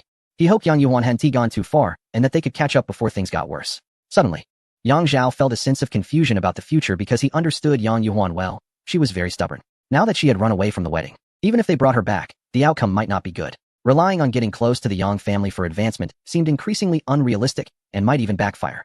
It seemed the only way to achieve quick results was to see what the little celestial master had devised. With that thought, Yang Zhao went to the large box that Zhang Xiaochuan had given him, feeling a bit excited inside. He had long been curious about what was inside the box, and now he was finally going to open it, his heart racing uncontrollably. Upon opening it, he found several cloth bags inside, each labeled with capital numbers, 1, 2, 3. Yang Zhao picked up the bag labeled 1, which contained 2 wooden boxes. The first box had a note that read, "3 Scenes Master." The second box also had a note, with the words, "A man." Anyone with a bit of knowledge in the capital would know that after Princess Yuzhen became a nun, her Dharma name was Qing Xin Dadong Sanjing Master, and before Li Longji became emperor, he was nicknamed A Man. However, Yang Zhao was unaware of this. But that didn't stop him from understanding that the items in the boxes were meant for these two individuals. The urgent task was to figure out who they were. After leaving the residence, Yang Zhao didn't go to find his only official acquaintance in the capital, Yang Xuanli, but instead sought out Yang Yuhuan's third sister, Yang Yuyao. Years ago, Yang Yuyao had a romantic relationship with Yang Zhao, but since he was of no account, she married into the Pei family. Unfortunately, her husband died young, leaving her with a son. The Pei family had business in the capital, and Yang Yuyao raised her son there while managing the business. Although not extremely wealthy, they were reasonably well off. It is said that first love is the most beautiful, so as soon as he arrived in the capital, Yang Guozhong wanted to find Yang Yuyao. But he had never had the opportunity. Today, when he told Pei Rou that he was going to gather information, he was actually going to find Yang Yuyao. In a shop in the West Market, Yang Yuyao was listlessly watching the crowds pass by when suddenly a handsome face appeared in her line of sight. Thinking she might have seen it wrong, she rubbed her eyes, and the man had already approached her. "What's wrong, Yuyao? Don't you recognize me?" Yang Zhao said teasingly. Yang Yuyao pouted and said, "Of course I don't recognize you. I thought you were dead after all these years. You never came to find me." Yang Zhao, being quite experienced in romantic matters, could sense the bitterness in her tone and knew there was potential for a deeper conversation. Sigh. How I wish to see you, but life has been tough, and I had to work hard to make a living. Now that I've made something of myself, I came to find you right away. Yang Yuyao was half convinced, but looking at Yang Zhao's attire, it didn't seem like he was trying too hard, which indicated he really had money now. However, she retorted, I'd be surprised if you really mean that. Have you fallen for someone else? Is it that you can't come see me if you don't have money? But weren't you already married before? Yang Yuyao said with annoyance. I'm married now too. Although Yang Yuyao was a widow, the customs of the past were different from modern times. Even as a widow, she had to adhere to the virtues expected of a married woman. If she truly wanted to remarry,